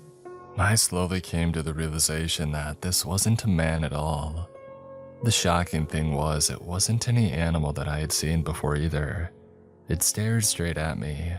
The 2-hour silence was finally broken by the loud cracking of twigs as this thing charged straight at me. I sprinted back to the van and got in. I immediately shoved the keys into the ignition. My peaceful trance had been snapped. I slammed down the accelerator, something that I had to do way too much these days. As I began to roll off, I saw the thing burst from the tree line and onto the road behind me. I was picking up speed, but so was the creature. I finally made it to around 20 kilometers per hour. I looked in the rearview mirror and saw the thing standing in the road, staring after me with a snarl on its face, if it was a face at all. This thing must have been a seriously disformed man. It had a human's body but the stance of a wolf on its hind legs, its face much too big for a person. The eyes were not aligned and the mouth had retreated too far up its face. I shook my head and drove on. Another thing for my mind to repress and another thing to make my therapist tell me that I'm crazy. I had covered a lot of ground and had almost made it out of the mountain range. Dusk had fallen hard onto the horizon, and I had almost forgotten about what I had seen. My radio began to crackle, meaning that I was picking up reception, and it looked like my phone had a bar of signal. I was relieved, and in the first time in ages, I smiled. But that smile was ripped away from my face as I looked out of my window. Upon a high rock, up to the side of me was the clear silhouette of the man, its head turned and fixed onto my truck. My heart sank down into my gut and continued its descent as I saw the thing jump off the rock and charge down the hillside towards me. How the heck did it make it this far? There was no possible way for the man to have gotten there on foot. My confusion ceased when I noticed how close it was to me. I sped up, building speed way too slowly. The man was close now, almost able to grab onto the side of the rig. I noticed a corner up ahead. In the wing mirror, I saw him about to jump onto the back of the truck. I turned the corner very sharply. The thing had missed its opportunity and bounded off into the hills. I drove on for many miles. The darkness had settled now. I realized that my radio had stopped crackling and my phone still had no signal. I was sure that I was meant to be out of the mountains by now. I stopped, looked at my map, and immediately knew that I had taken a wrong turn. I had followed the signpost and had taken the sign that had pointed to Main Road. I thought back and recalled that the sign had been pretty wonky and had been tipped upside down. I realized how much of a fool I had been.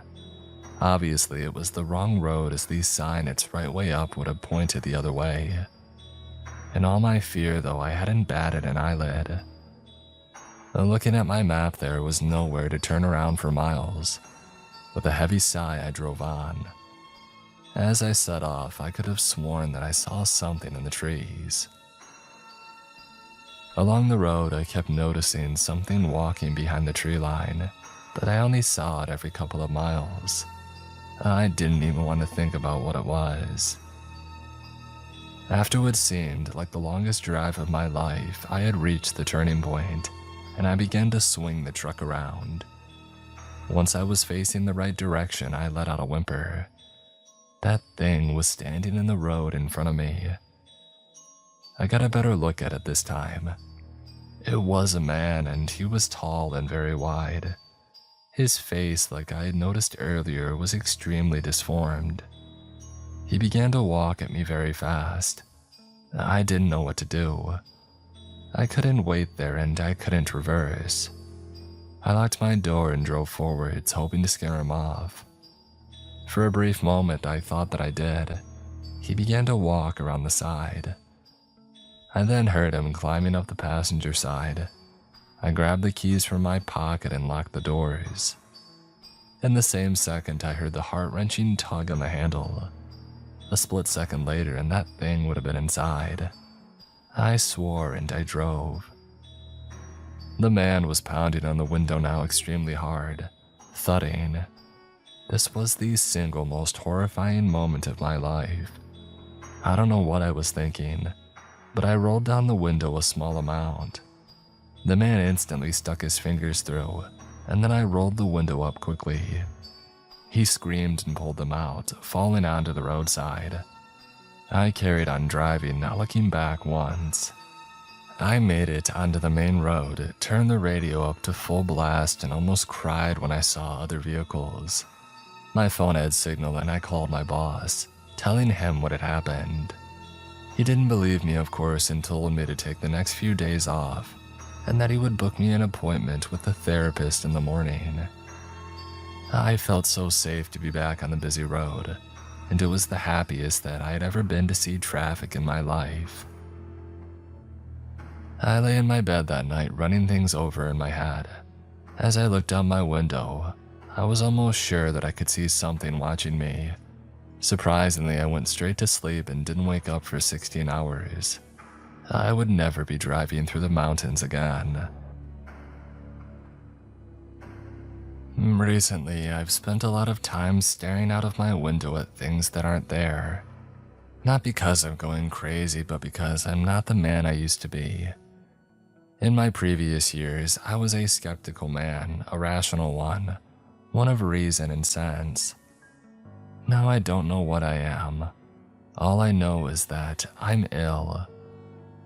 I've stopped seeing my therapist and I've started drinking again.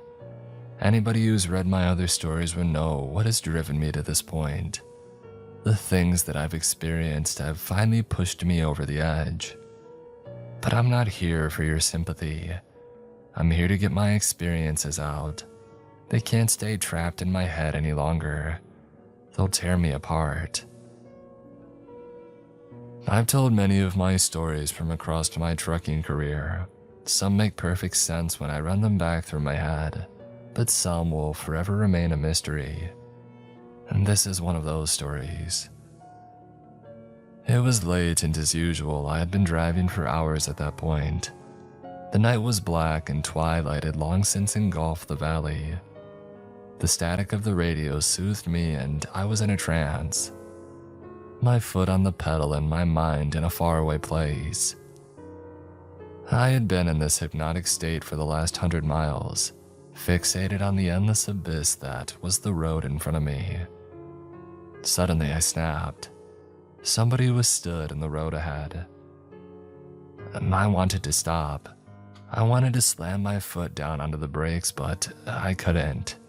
It wouldn't move. I watched in horror as I plowed straight on through it. I waited for the sickening crunch of bone hitting metal, but it never came. Nothing followed the collision. No sound, no slam, no screams. Just the shock and confusion of what had happened. I didn't look back, just drove on into the night. Hours later, I had to pull up. I just couldn't do it. I couldn't drive any longer. My eyelids were extremely heavy, and it was no longer safe for me to continue on the road. I pulled out the bed and I went straight to sleep. I had awful nightmares of silence and disease. I was alone on a mountain range, a roar echoing down it like an avalanche. The ground shaking, a raging tapping boomed from above as the sky turned from blue into a dark shade of red, as if blood had spilled out across the heavens. That tapping grew louder, a thumping now, crashing and banging like the sounds of war. I woke. The tapping wasn't in my head. It was coming from outside of my truck. This was the most angry sound that I had ever heard, the noise of pure rage.